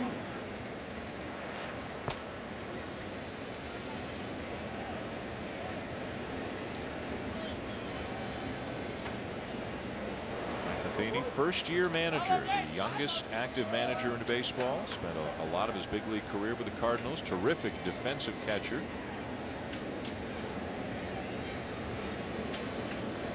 Outfielders in with the pitcher up as well as Loesch pulls the bat back again. And it is 3 balls and no strikes. They're trying to give him an out, and Estrada, who's got very good control, can't throw strikes. It's amazing how sometimes like this, when they know the guy is bunting, that it's so hard to throw a strike compared to when you're just trying to get him out. You know, they're swinging the bat. It just gets between your ears. 3-1.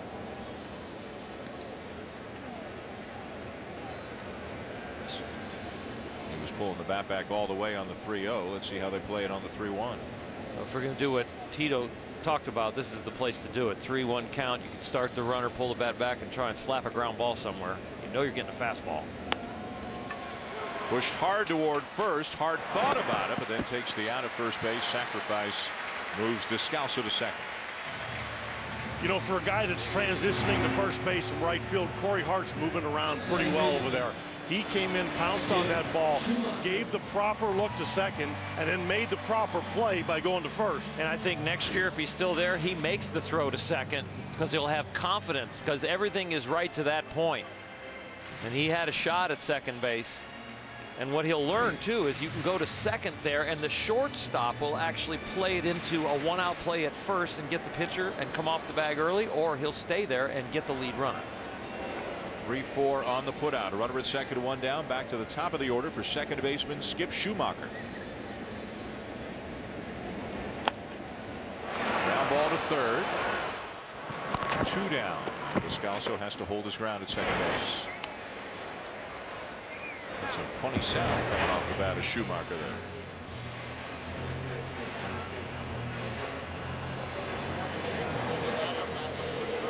So it'll be up to Alan Craig to try to bring in another run in front of a big crowd here in St. Louis.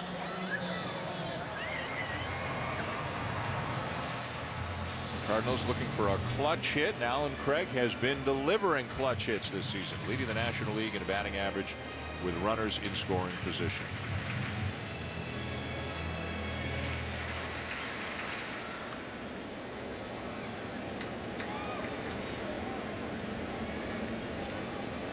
Descalso, decent speed out at second, 2 down in the inning.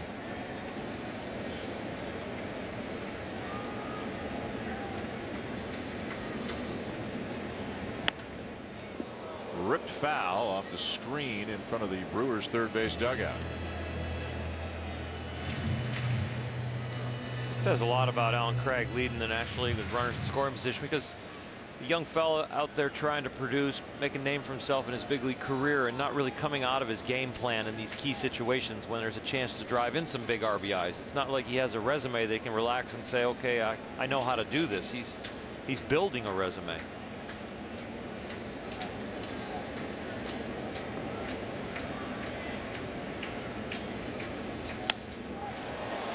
Line to center. Gomez there, and the inning is over. 5 in the books at Busch, 1-0 Cardinals. Pitchers duel so far in St. Louis. Alongside John Kruk, I'm Carl Ravitch as we have a 1-0 game heading into the top of the 6th.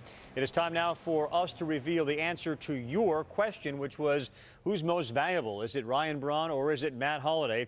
And right now Matt Holliday has a lead over Ryan Braun. So who is your MVP as we look at Holliday doing some damage? Well, in the National League, it's Andrew McCutchen. I think he's having an unbelievable season. Of course, he's having an unbelievable season numbers-wise, but he single-handedly kept the Pirates close when the Pirates' offense was struggling. Then it took off. He's still the main cog in that offense. Reds' Joey Votto going to get some votes too, but he's been out and they keep winning. Looking forward to the next week here. Enjoy the rest of the game. With John Kruk, I'm Carl Ravitch. We send it back to Dan, Oral, and Terry.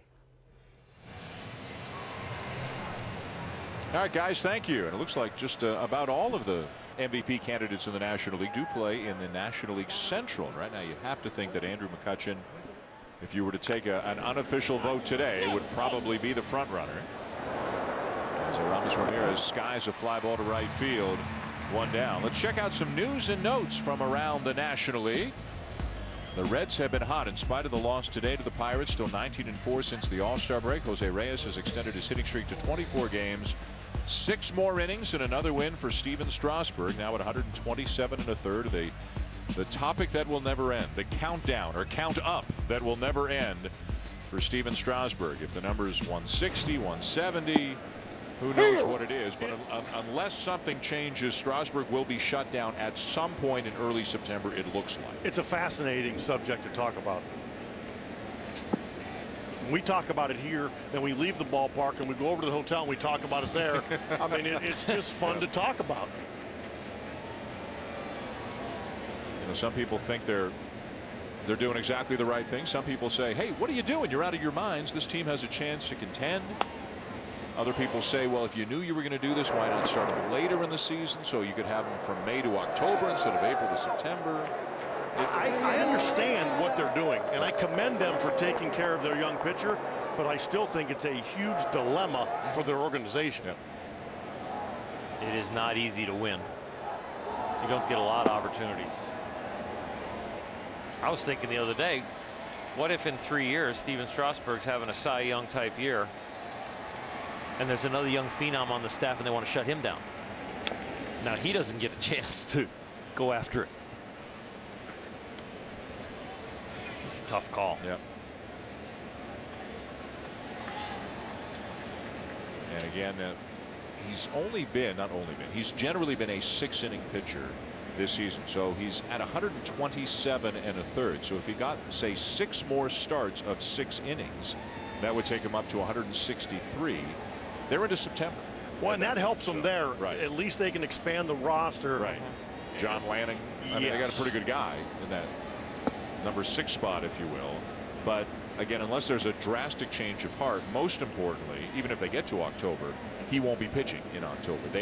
And the Nationals told us this when we did one of their games earlier this year. Mike Rizzo, they do not believe that shutting a guy down for a month or whatever the case may be has the same effect. Once they shut a guy down, they're shutting him down. And I completely agree with that. Yeah. I think you can artificially maneuver that number a little bit, and they're not doing that.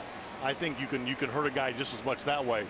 So you guys are telling me if he would have had a nagging hamstring injury that shut him down for 2 months this year, they wouldn't have kicked him back up if he only had 100 innings? That's a good question. Come on, give me. I mean, seriously.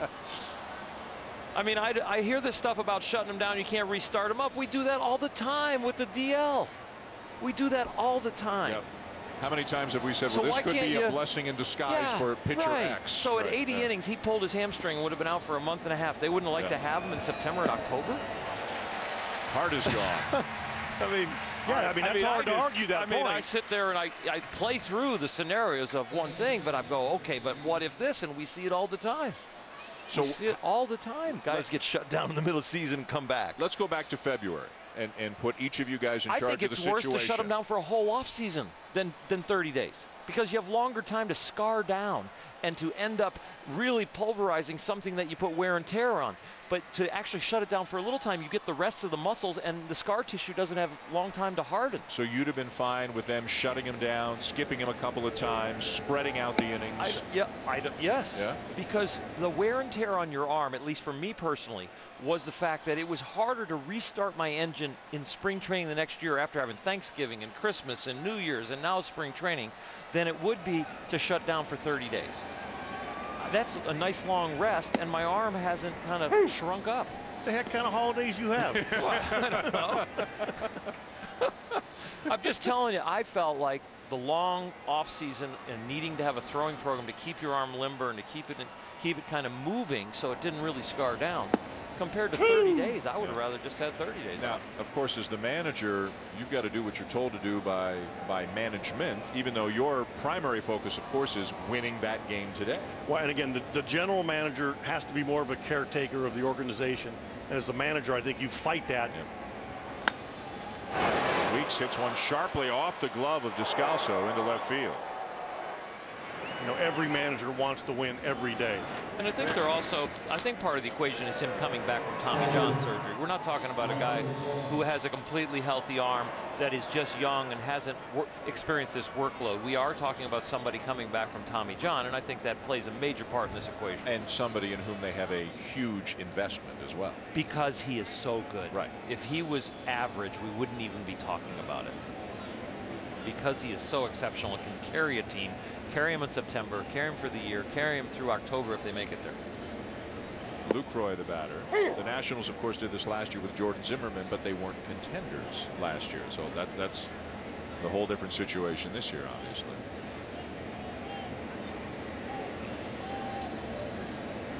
When the day comes, assuming it does come, it's going the conversation will only intensify. It's fun stuff just for baseball fans to talk about. It's a lot of fun. It's not going to be fun for 24 other guys on the Nationals. No. Or him. Right. He's not going to go gently into the night when they tell him it's time to shut it down. He's already said that. 2 balls and a strike. And isn't he represented by Scott Boras? So you know Scott's going to have a voice in it. Be interesting to see who's hiring who. Is the agent hiring the players? The player hiring the agent? Who gets the voice? Activity in the Cardinal pen. Left-hander Brian Fuentes and right-hander Fernando Salas. Remember that big pitch inning that Loesch had earlier tonight? Threw over 30 pitches in the 4th inning, so he's approaching 100 here in the 6th. And as we talked to Mike Matheny before the game, he talked about trying to get the starters deep enough into the game where they don't have to go to the bullpen in the 6th. The 7th inning has been a big problem for them. They've got Mott in the 9th, Boggs in the 8th, but the 7th inning has been a difficult spot where they've coughed up some leads.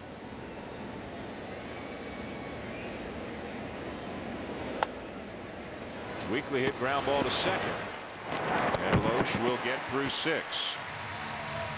Still 1-0 for the Cardinals. Here comes some of the big guys. Holiday, Beltran, and Freese. Miguel Cabrera, Brandon Phillips, David Price, and Justin Verlander are among the more than 100 players, including more than 60 current players, to visit the MLB Fan Cave this season. The Fan Cave has also hosted over 24 concerts and celebrity guests. Watch MLB Fan Cave player videos and stay up to date on the latest cave happenings by visiting MLBFancave.com. Follow at MLB Fan Cave on Twitter and like the MLB Fan Cave on Facebook. Bottom 6, 1-0 Cardinals. And a strike taken by Matt Holliday. Heart of the order for the Cardinals. Big inning for Marco Estrada to keep his team in the game. Holliday, Beltran, Freese. Fastball runs up and in. Holliday struck out in the 1st, doubled in the 3rd, and then was doubled off at 2nd to end the inning.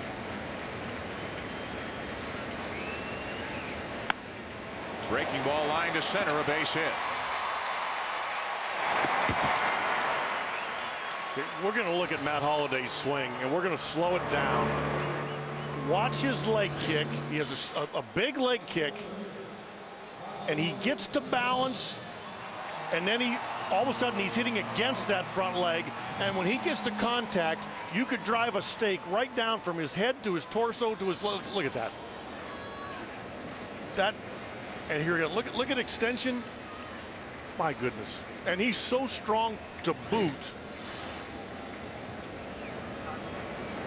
Beltran the batter now. Yeah, the strong as an ox thing, but that comes into play a little bit too. But still, I mean, and again, it's easy to go back and look and talk about it, yeah. But to get yourself in that position when the pitcher's trying to fool you and get you out front is a lot easier said than done. Beltran 0 for 2. Checks the swing.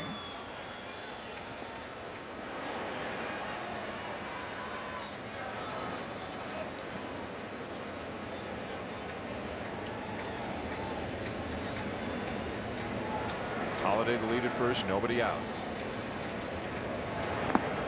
And off the outside corner, ball 3 as we go down to Buster. You were talking about how strong Matt Holliday is. Well, Randy Wolf, the Brewers pitcher, said during the playoffs last year, facing Matt Holliday is like pitching to Bryant Urlacher. And he does have a football look about him, doesn't he? Strike taken. He's one of those guys you walk by in the clubhouse and you go, man, that guy's big.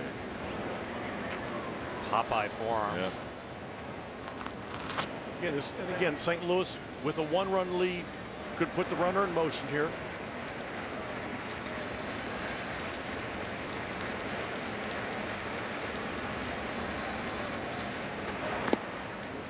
Full count. Now do you think they'll start him? I think so. Again, you got a lead. You got your number 3 hole hitter or 4 hole hitter up there. Matt Holliday's got 4 stolen bases. Yeah, I would think so.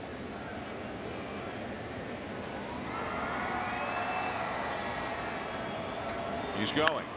Ground ball back to the mound. To second. They get the out there and back to first for the double play. Tell you what, that's a heck of a play by Marco Estrada. It sure is. You could very easily just default to going to first base, but he stayed aggressive and stayed with it and went to second. It's a very nice play by Marco, just stabbing that ball, then regathering himself right there, making a strong throw to second, and continue on with the double play. But it's a nice job there by Cody Ransom at short to really know that that throws into the runner and take time to get the ball there because it was hit so quickly back to the mound. So just like that, 2 down, nobody on for David Freese. Ransom again. Not in time. Infield hit for Freese.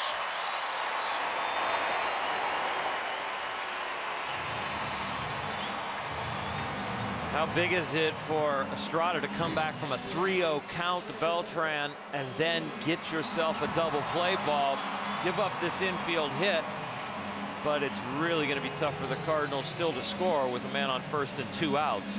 That double play key to this inning.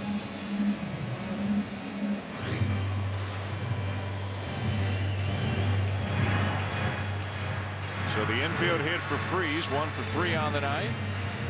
Now the batter will be Yadier Molina, 0 for 2.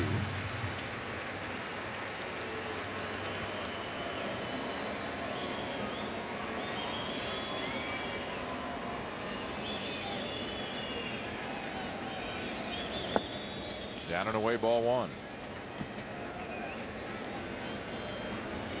And you wonder with St. Louis's bullpen going right now, if Kyle Lohse has had it, even if he comes up to bat or not, he may be done. And there's Edward Mujica, picked up this week from the Marlins to help solidify that 7th inning. Another tough play off the glove of Ransom. Freese heading for third.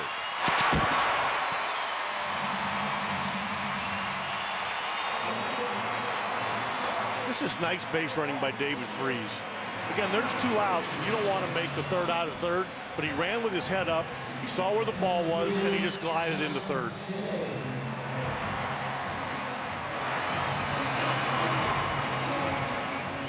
Early early in the game, the Cardinals are really kind of squaring up a lot of balls, but have atom balls, and now they've kind of hit it weakly, found some holes, and see if they can capitalize with 2 outs. Trying to take advantage after that double play. First and third, 2 down for John Jay, who's walked and scored and also grounded out.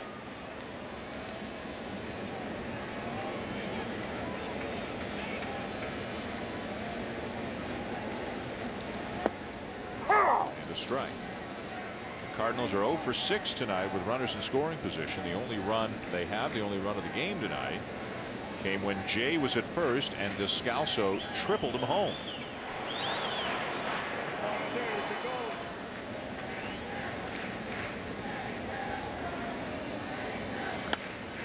Ground ball to short. And the inning is over. 3 hits, no runs for the Cardinals, so it's still 1-0 St. Louis at the end of 6. Mujica off the mound. It looks like he may be coming in.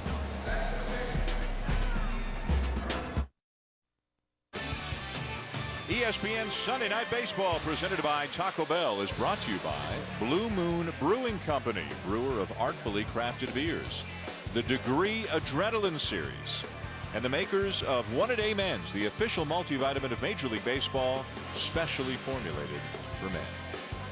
With Terry Francona, Oral Hershiser, and Buster Olney, I'm Dan Schulman, and this is Sunday Night Baseball on ESPN. A pitcher's duel going to the 7th inning. The Cardinals lead 1-0, and we have seen the last of Kyle Loesch. 6 shutout innings, got the pitch count up, so he is out of the game after 6, and recently acquired Edward Mujica, formerly of the Marlins, is on to do the job he was brought to St. Louis to do, and that's help solidify the 7th inning. Strike 1. Strike taken by Cody Ransom.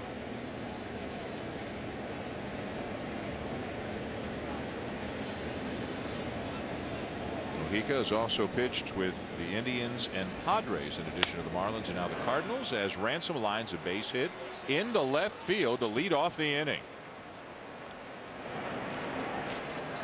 And now Travis Ishikawa, who was out in the on-deck circle in the pitcher's spot, has been called back. And that's Aoki, who's now on deck. It looks like Nyjer Morgan's going to come up now. So Ishikawa would have batted, it looks like, had Ransom made an out, but now with a runner on, Nyjer Morgan's going to come up as a pinch hitter. And what this does, this gives the Brewers the ability to either bunt, hit and run, or let Nyjer Morgan swing away. He's 5 for 17 as a pinch hitter. But the corners of the Cardinals are going to have to respect the bunt. Less likely to hit into a double play if he hits a ground ball, and use that hole over there on the right side. No love lost between Morgan and fans here in St. Louis. He was just voted this week, I don't know if you guys saw it, in the Sports Illustrated poll as the most eccentric player in Major League Baseball. Not many disputing that. And here in St. Louis, his particular brand of brashness, and an issue that went back and forth between him and some of the Cardinals last year, has not been forgotten. He's a little more subdued this year. He's playing a little bit less. He's not hitting quite as much. Let's see how the Brewers play it. Bunting popped it up. Double play.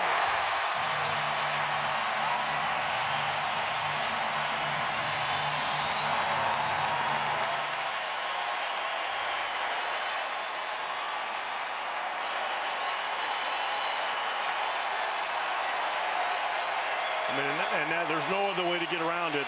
That's just poor execution all the way around. The bunt didn't get down. The base runner has nowhere to go. And because of that, they've kind of wasted a good opportunity for a big inning. And he's not really sacrificing there. He was almost bunting for a hit. He was trying to make sure he got down to first in a hurry. Dropped the barrel of the bat, popped it up. So quickly 2 down, and now Aoki takes a strike. Interesting how some bunters, even when they have the sacrifice on, they like to bunt as a hit. They feel they're a better bunter that way. So it's not always necessary that he came out of his game by trying to bunt for a hit. Some bunters just like to do that rather than square around and be still. That's a tough night. You don't start the game, you got one shot. One shot to help contribute. And you bunt into a double play. Ioka grounds out, and just like that, the inning is over. One of the biggest plays of the game thus far, the bunt double play. 7th inning stretch in St. Louis, still 1-0 Cardinals.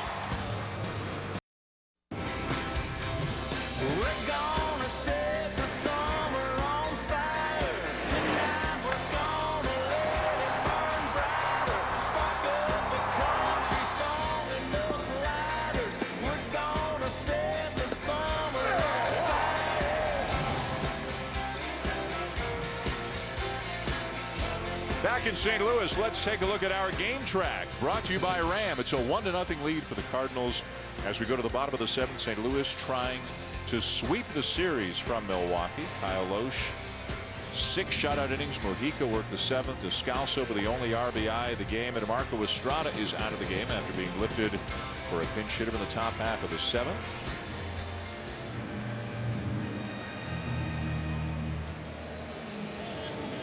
Right-hander Jim Henderson is into the game, a 29-year-old rookie, a closer at AAA this year and an all-star in the Pacific Coast League. He is making his 6th appearance of the season for the Brewers.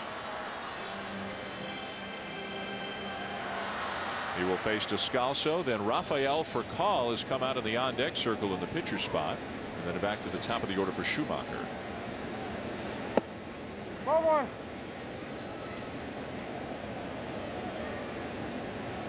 Call 0 for his last 13, so got the night off tonight, or at least didn't start, but he'll now be inserted into the game as a pinch hitter.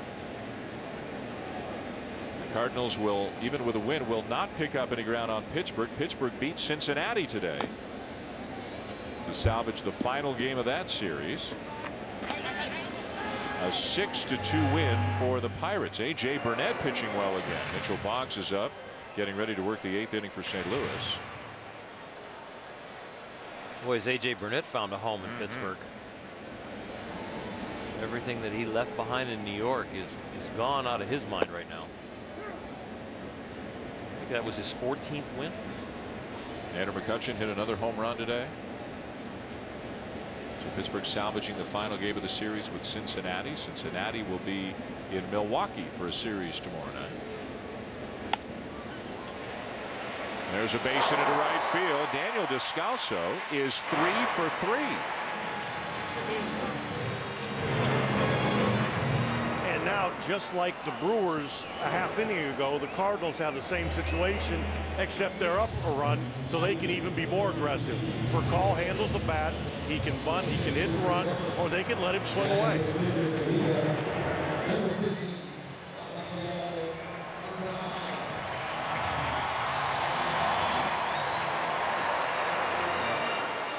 I wouldn't be surprised if he's bunting, because as he's come back nursing his back injury, the fielding has not been a problem. It's the torquing and the swinging on a daily basis. So maybe they'll let him swing away because it's only one at bat, but definitely a guy who can really handle the bat and bunt. Missed 5 games in a row just prior to this series with that back discomfort, something that has plagued him off and on at various points in his career. Thinking about the bunt, he shows, pulls the bat back, chops it back to the mound. Runner was going, so it'll be as effective as a sacrifice, although it'll go as a ground out for Furcal, runner to second. That's that play you were talking about, Terry, where you show the bunt, pull it back, little butcher boy. Rafael, one of the better guys in the league in that. Show bunt, draw the infielders in. They must respect the sacrifice. You get a little movement, get the runner started, and you slap at it. Rafael do that even with nobody on, slap it towards the shortstop and third baseman, trying to hit that 6 hole over there to get a base hit. So he advances the runner. Descalso with second, 1 down, back to the top of the order for Skip Schumacher, 1 for 3.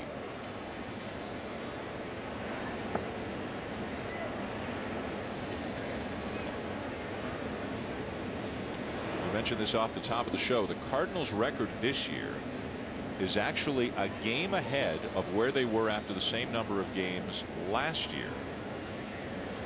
Remember, they were 10.5 back in late August to the wild card spot, caught Atlanta. The Cardinals went 22-9 to close the season. Over the same stretch, Atlanta went 10-20. as the Cardinals scraped their way into the playoffs on the last day of the season and went on to win the World Series. And things came together. They made that big trade with Toronto, solidified their bullpen. And you look at them this year. Tonight's not an example, but they can really swing the bats. Their bullpen looks like the pieces are falling into place again. And you wonder if they've got another run in them, another run at the postseason this year. They're in a better spot right now than they were a year ago. The key's that bullpen, Dan. That has really been the thing that has been disappointing for him.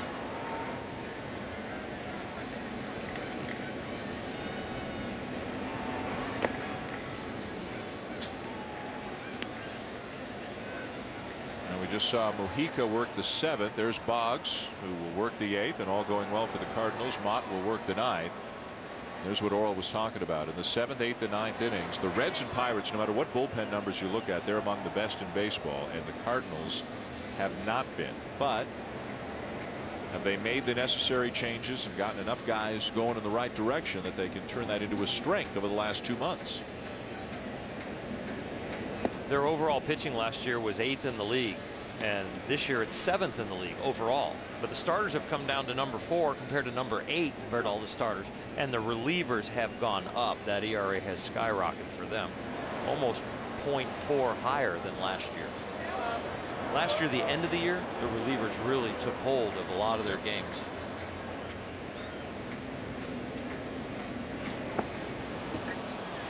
And Schumacher is gone, 2 down.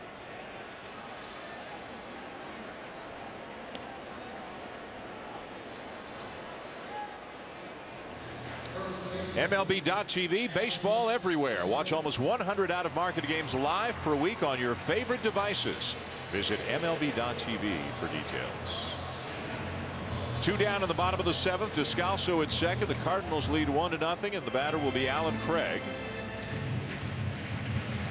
0 for 3 on the night, and as we mentioned last time when he was up in an identical situation, the National League leader in batting average with runners in scoring position. He did not come up with a hit back in the 5th inning in this kind of a spot. Hit a fly ball to center.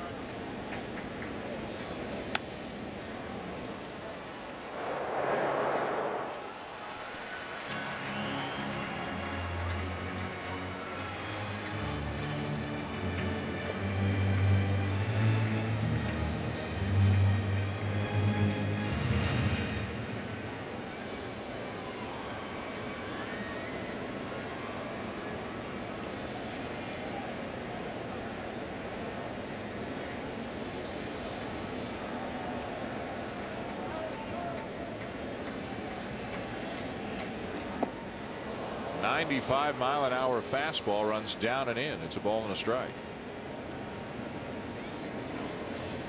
Saving this run is so important. If Milwaukee can get off the field, keeping it to a 1-run deficit, then all of a sudden the next inning the stolen base becomes part of an inning. Completely different ball game with a 2-run lead.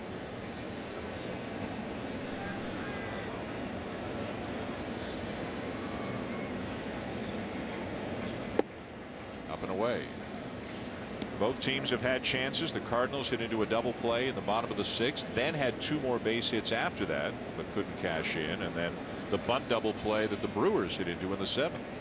So Alan Craig will not get in the box until Henderson is on the mound. He likes to set the rhythm of the at bat. A lot of hitters get in the batter's box and fidget around and wait for the pitcher. He makes the pitcher wait for him. Every pitch this at bat, he's out of that batter's box until the pitcher is ready to throw. If I was pitching against him, once he got in that box, I'd come set, I'd be sitting there for about 20 seconds before I deliver the ball. I'd freeze him. See how he won't get in there? Because he wants to set the rhythm. He don't want to live in that box. So come set, get your signal, and just put him into freeze mode.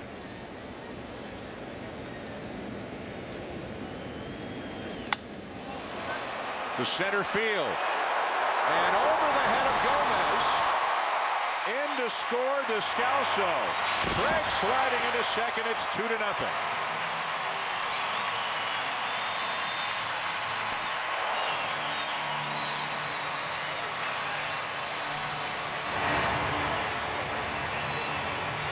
Hitters like to time the ball, but they also like to time the pitcher. And if there's a way to break their rhythm, You try and do that. Alan Craig is an outstanding young hitter who really knows how to square up a pitch.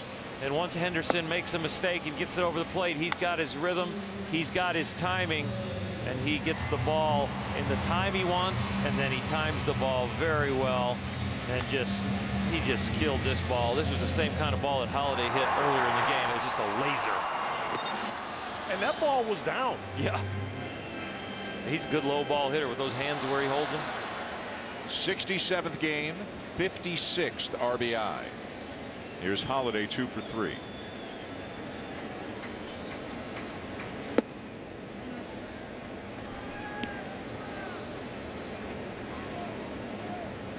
The Cardinals have outscored the Brewers 17-4 in this series, trying to complete a sweep with a win tonight.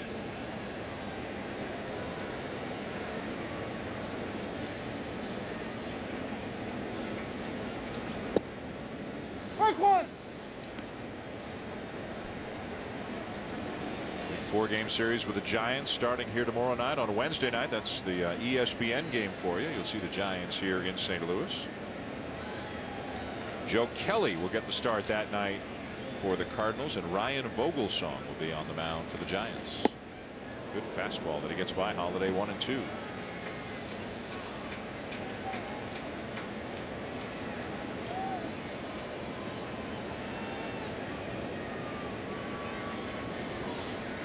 Tomorrow night it's the Yankees and Tigers Monday Night Baseball here on ESPN. And a week from tonight we will be at Citi Field as the Mets host the Atlanta Braves. Upstairs.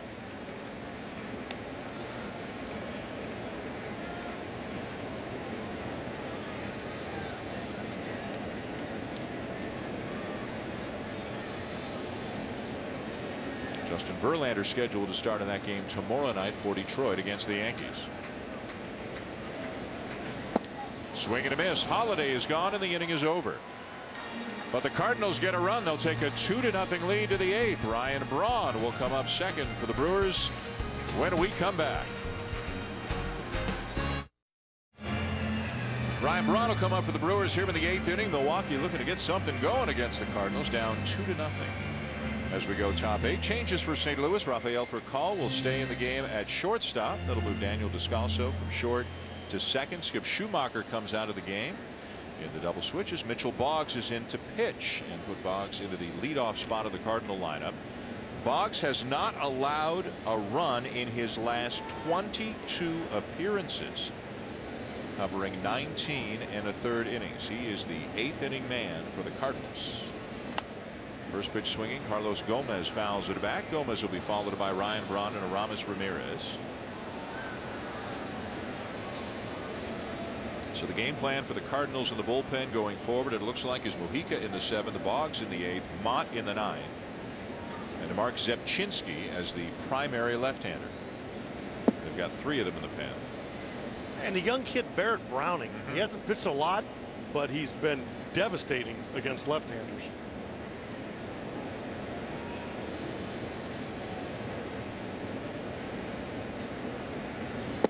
How many times have we seen in October with those outs in the 6th and 7th? You know, every at bat's a grind. Your starter doesn't go as deep.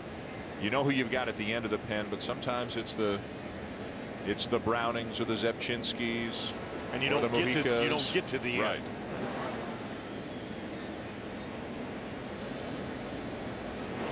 Down low, 2-2 on Gomez here, leading off the 8th. Cameron Lowe is up in the bullpen for Milwaukee.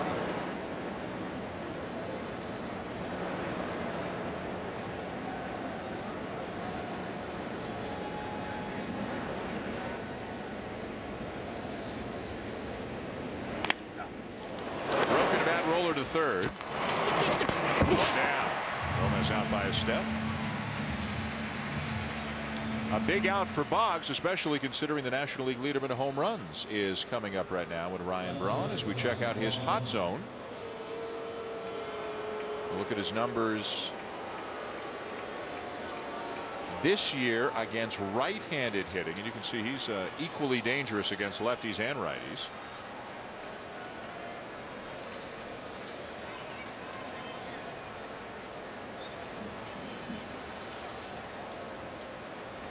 350 or higher where it's red. There's a bunch of red, especially on the inner half. No red away from him. So I guess, Oral, you're making him extend those arms and hit it to the big part of the ballpark. I think he likes the ball up, and he doesn't mind the ball in.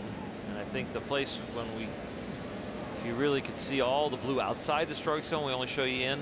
Low and away out of the strike zone is the place where you can get him out if he'll chase it.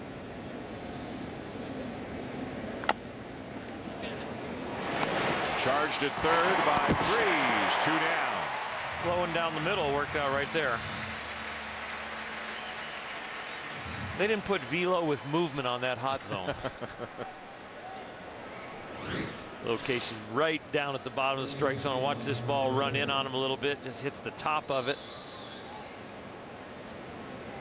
That's 98 with movement down. Yeah, there's not a lot of guys hitting that. So you think if we did a hot zone for 98 with movement, there wouldn't be much red? Not really. 98. 2 down in the inning, and here's Ramirez. The first year of a 3-year deal with the Brewers. 0 for 3 tonight. 36 doubles on the season. He's driven in 67 runs. So he has picked up some of the slack from the departure of Prince Fielder. If you look at the Brewers statistically, they're almost identical to last year with the exception of their bullpen. John Axford was so good last year and has struggled a lot this year. Lost his closer's job for a while. Now he's back in there. And K-Rod, Francisco Rodriguez, has had a tough year as well. And boy, nothing more debilitating for a team than to have a lead and to lose a lead late. Lose games in the 8th and 9th inning, and the Brewers have done it about as much as anybody.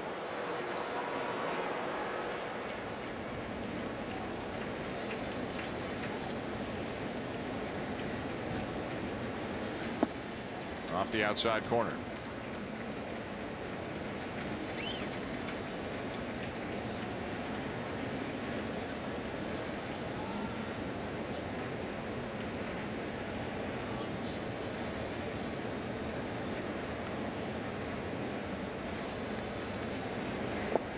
Bounced in, 2-2.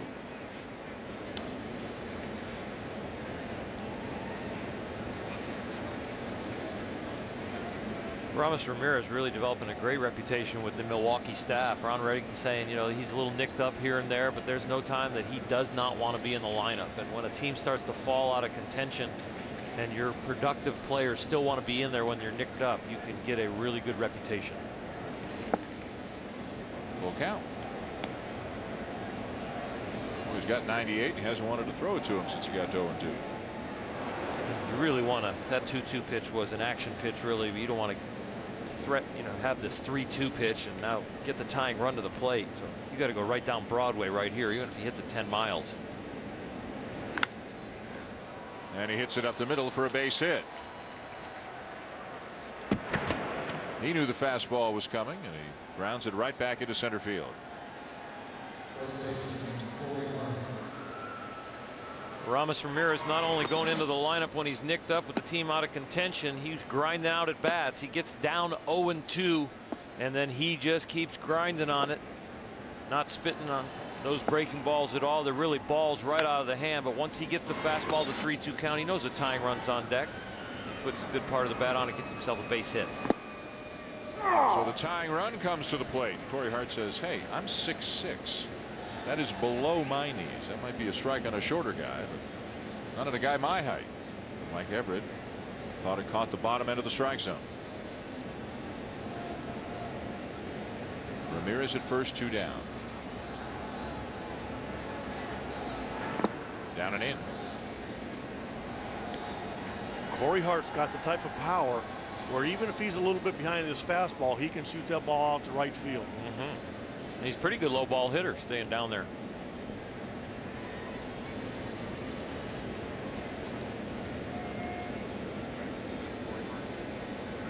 Woo. Fastball runs in on him for ball 2.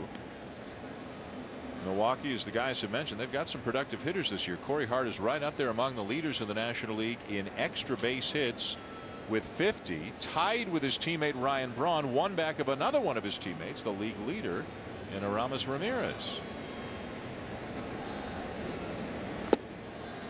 Slider over the outside corner, 2-2. Hart thinks he should be at first base already on a 4-pitch walk. I think Boggs, if he goes with a fastball, I'd like to see him go up the ladder on Corey Hart. Corey Hart's a really good low ball hitter. One of the ways you can tell is that practice swing he takes down low by his knees. And reaching that breaking ball right there takes the top hand off and extends the swing and extends this at bat.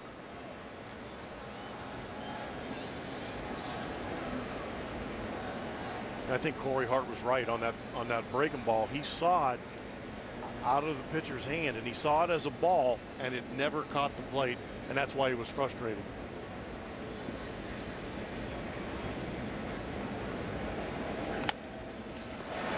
Okay. Knocked down at first, and the inning is over. Good job by Boggs. To the bottom of the 8th, still 2-0 Cardinals.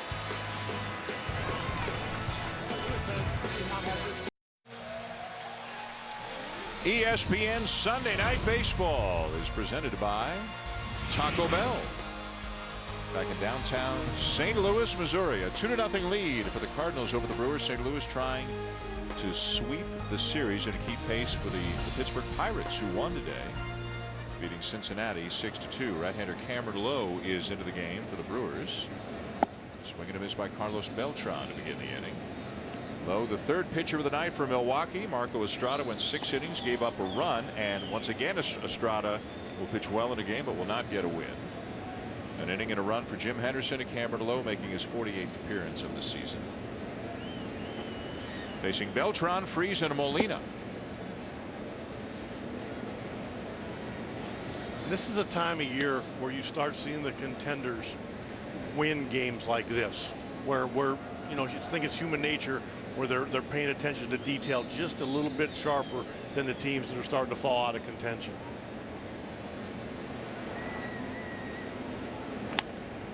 Off the bag.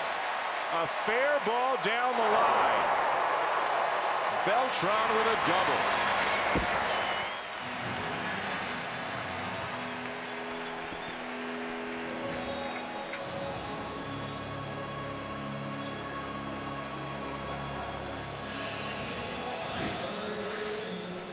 This is where you, as a Milwaukee Brewer, you start to feel a little snake bit too at this time of year. You have Niger Morgan up with a man on first and a tying run. He's going to bunt. He bunts into the double play. Now you give up another run, and now you get a ball that hits the bag on the road for a possible sweep. Beltran smiling, but the Brewers are shaking their heads. And don't be surprised if David Freese tries to maneuver the ball over to the right side to move Beltran to third.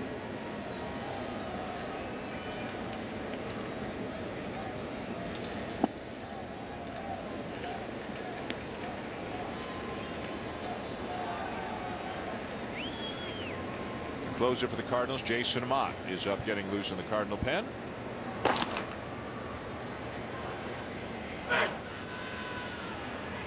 who came on and took to the role late last season and into the postseason. With good success for St. Louis as Lowe falls behind 2-0. Last year he did everything that a closer does, but never got the title. He got it during the post-game celebration after Game 7. That was it. Tony Lewis said, "Now you're my closer."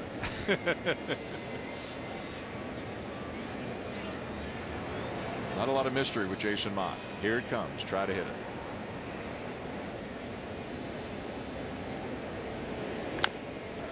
Up the middle, a base hit. Beltran around third. He will score 3-0.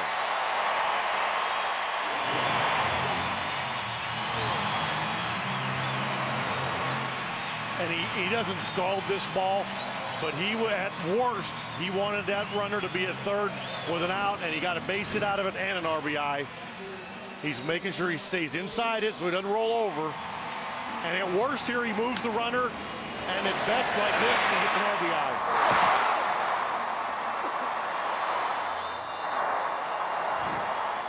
So the Cardinals chipping away against the Brewer bullpen with a run in the 7th and a run in the 8th.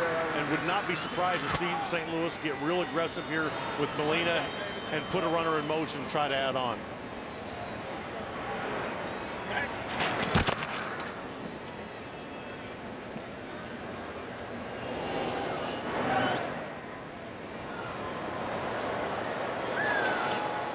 Molina 1 for 3, had a base hit his last time up. He's got 5 hits in the series against Milwaukee.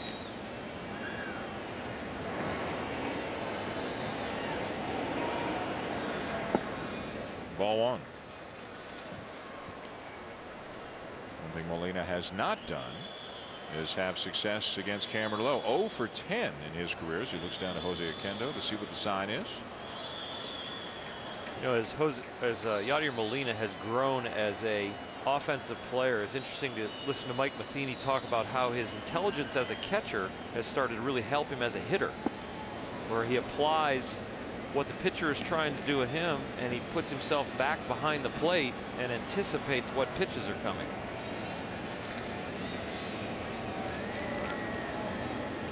He's a pretty good ambush hitter too in those fastball counts, isn't he, Tito?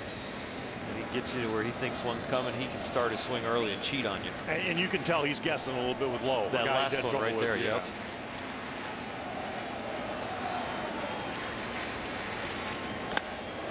To center field and deep. Off the glove of Gomez. It'll drop at the base of the fence. Freeze into third. Molina into second.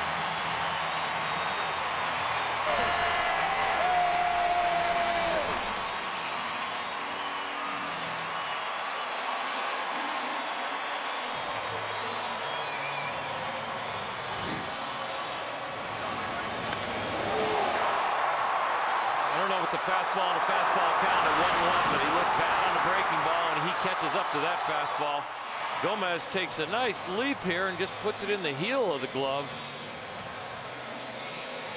Called a hit.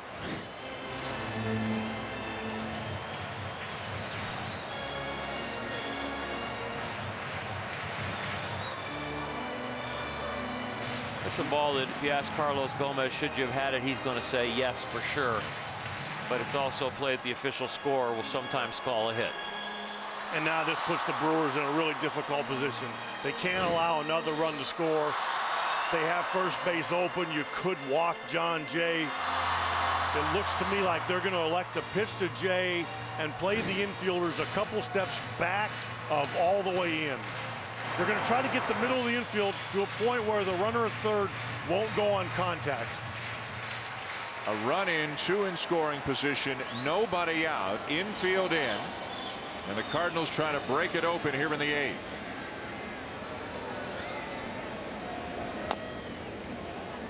On the count on Jay, who's 0 for 2 with a walk. And if I'm St. Louis right here, I let the runner David Freese at third go on contact. If there happens to be a play at the plate, you have Yadier Molina going to third on contact anyway, so you still have your runner at third with less than 2 outs.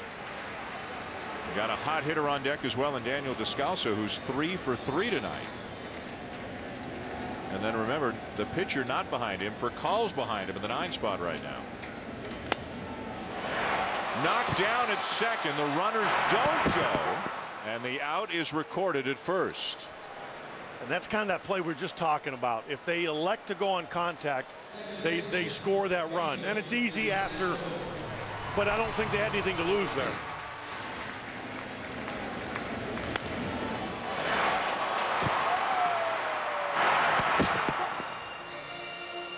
So now let's see how they played it with Descalso up, and for call on deck now with a 1 out of the inning as Weeks knocked it down, stuck with it, made the play.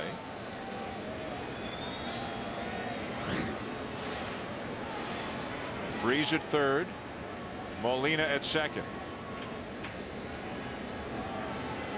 Now Hart's backed up just a little bit at first base. The rest of the infielders remain in, and they're going to pitch to Descalso. And David Freese is getting the lead at third like he's going on contact.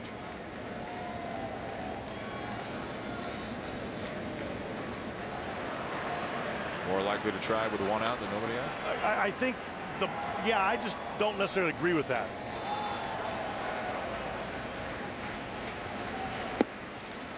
I think when you have a lead and you have a chance to pad your lead, you can exchange an out for a run.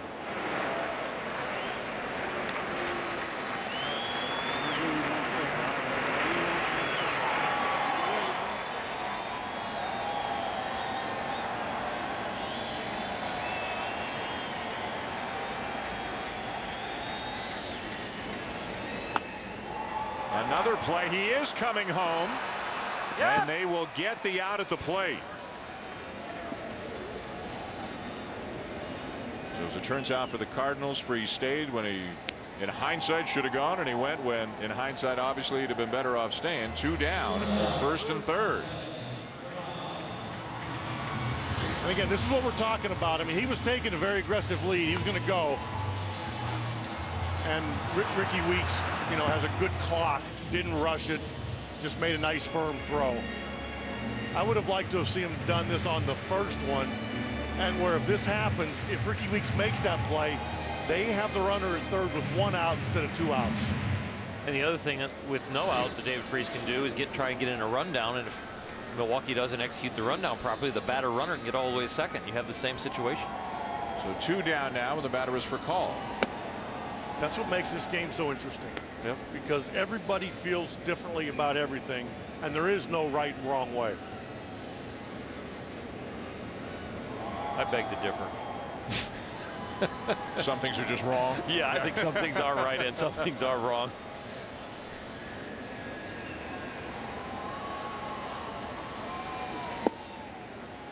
Camblow's got a lot of movement on that fastball. If he could command that thing in the strike zone, his statistics would be a lot better.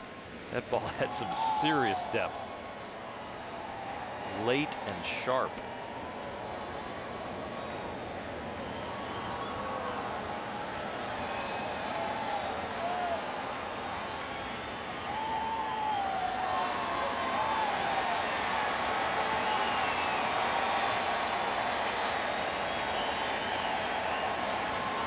You don't think the wave distracted him, do you? Maybe just weren't on the same page for the pitch there. He's done a nice job eliminating the damage in this inning. I think the ground ball that hits the bag sets up the inning. Ball and 2 strikes on for call. He catches a bad break on the first batter with Beltran hitting the bag on a ground ball. Maybe that starts the inning off with an out, and then he's backed up against the wall after another base hit. Couple ground balls, and he's got a chance of getting out of it. Only 1 run.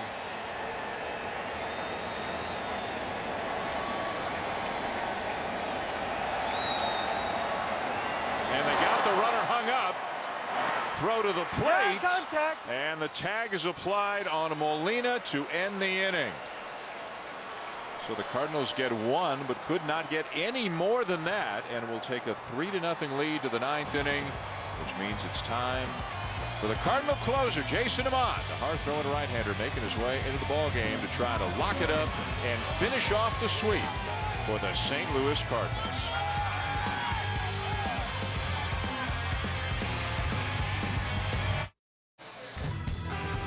ESPN, the Sunday Night Baseball is presented by Taco Bell. Sometimes you gotta live Moss.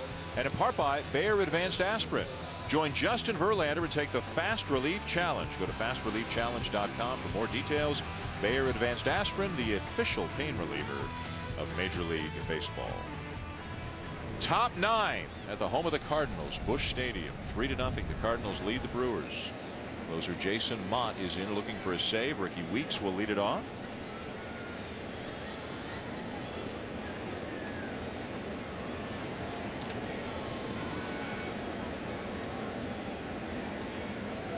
And a fastball there at 97 for strike 1. Mott with 23 saves on the season and better than a strikeout per inning. And an opponent's BA of 193. Throw some flames. Just outside. When you have a right-handed pitcher that holds left-handers to a 148 batting average, that's amazing. I mean, what a weapon. Got the experience of closing and as big a game as you can last year, doing it all through October a year ago as that fastball runs inside. Didn't you have Jonathan Papelbon for a lot of years? Didn't he do that kind of thing against lefties? Sure did, because of the split. Yeah.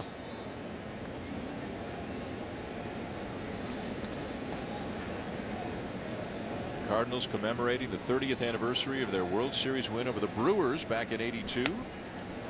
Wearing the baby blues here tonight and trying to complete a sweep. It would be just their 4th sweep of the season, and it would move the Cardinals 10 games over 500. Dan, I know I'm showing my age, but I love these baby blue unis.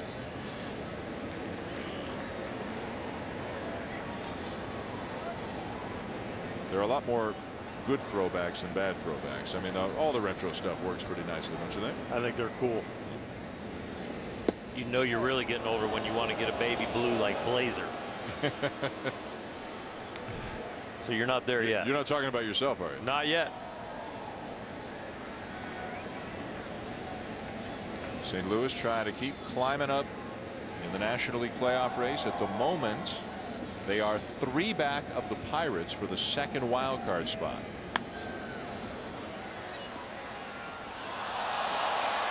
And they are tied with the Dodgers, so it's a very competitive race. 2 wild card spots. The Reds are much further ahead, obviously, of St. Louis in the National League Central, so at the moment the wild card would appear to be more realistic. Cardinals with 6 games left with the Reds, 6 games left with the Pirates. Down low, ball 4. The Little League World Series makes a return to ESPN2 with the Southwest Regional Semifinals. Games are Tuesday at 5 Eastern and 8 Eastern.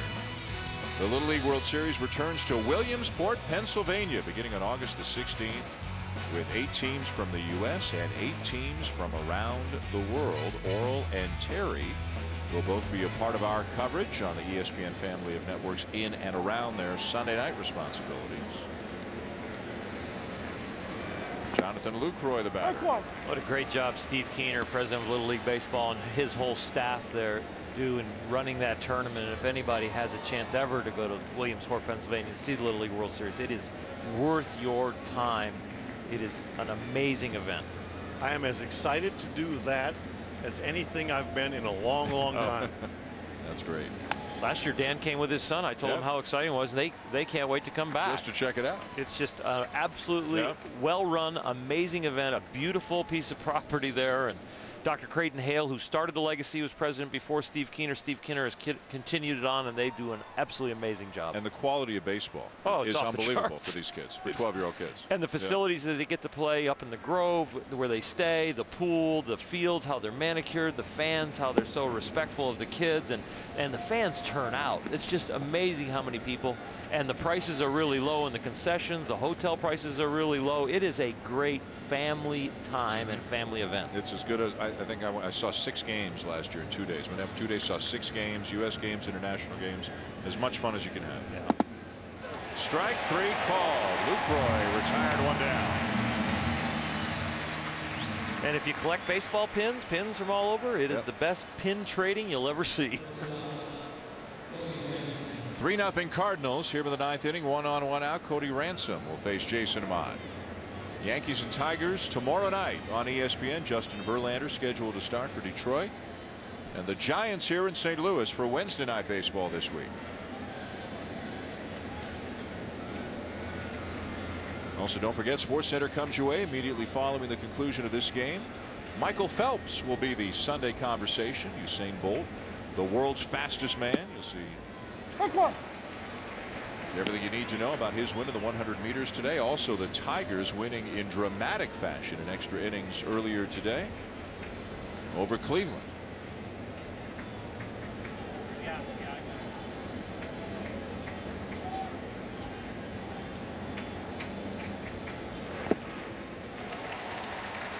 Oh, and 2. 40,274 here at Busch Stadium tonight. And they are 2 outs away from enjoying a win for the hometown St. Louis Cardinals. Did you mention that if they win tonight, it'll be the first time they're 10 games over 500 this year? You're right. It would be their 4th sweep of the season. And last year, we were looking at their record. Last year, you think, they need to get on a run. Last year, they won the World Series, and the most games they won in a row was 5. Most games they've won in a row this year is 5. There's a lot of talent on this team. But they haven't won as many series this year. Last year, I think they won 36 series and have 2. This year, to this point, they've only won 19. And so they're on pace to only win about 29 series, and last year 36. So It's the bulk of the wins they're looking for as much as they are a big hot streak.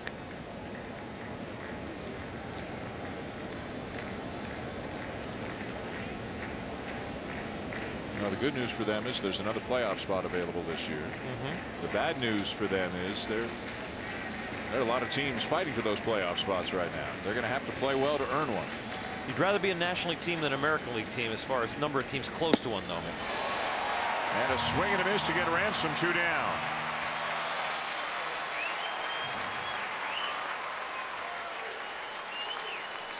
Tonight's Chevrolet player of the game is Daniel Descalso, who's had a big night at the plate, 3 for 4, including an RBI triple back in the second.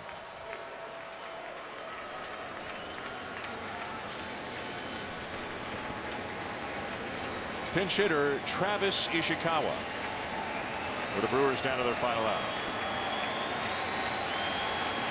And St. Louis, in my opinion, correctly plays behind the runner at first. Concede the stolen base. They need to stop the inning. That run means nothing. Swing and a miss, 0-1, weeks into second, a defensive indifference.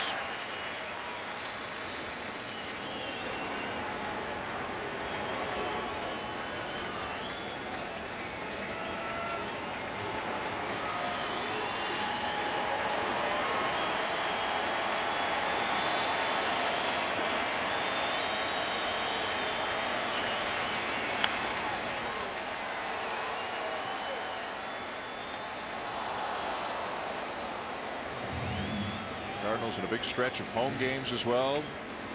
They're going to make a run. Now may be the time. Trying to complete the sweep of Milwaukee. They're a strike away.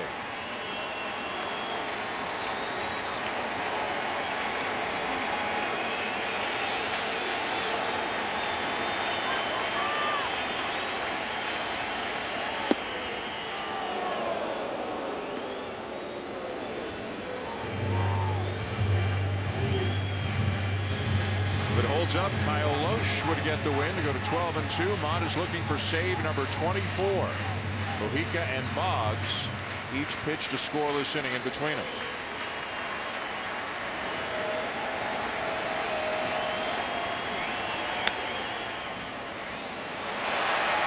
Caught by the shortstop for Carl, and the Cardinals sweep.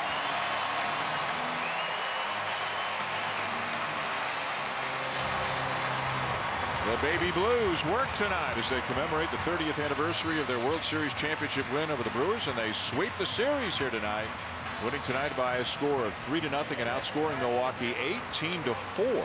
Some good pitching for the Cardinals over this 3-game series. Let's update the standings for you right now in the Central. Pittsburgh beating Cincinnati earlier today. The Cardinals now 7 out. The Cardinals 2.5 back of the Pirates for the second and final wild card spot in the National League. A good weekend if you're a Cardinal fan. They win tonight. They sweep Milwaukee. They win this game by a score of 3-0. Up next on ESPN, Sports Center. This has been a presentation of ESPN, the worldwide leader in sports. For Oral Hershiser, Terry Francona, Buster Olney, and our entire ESPN crew, I'm Dan Shulman saying thanks for watching and so long from St. Louis.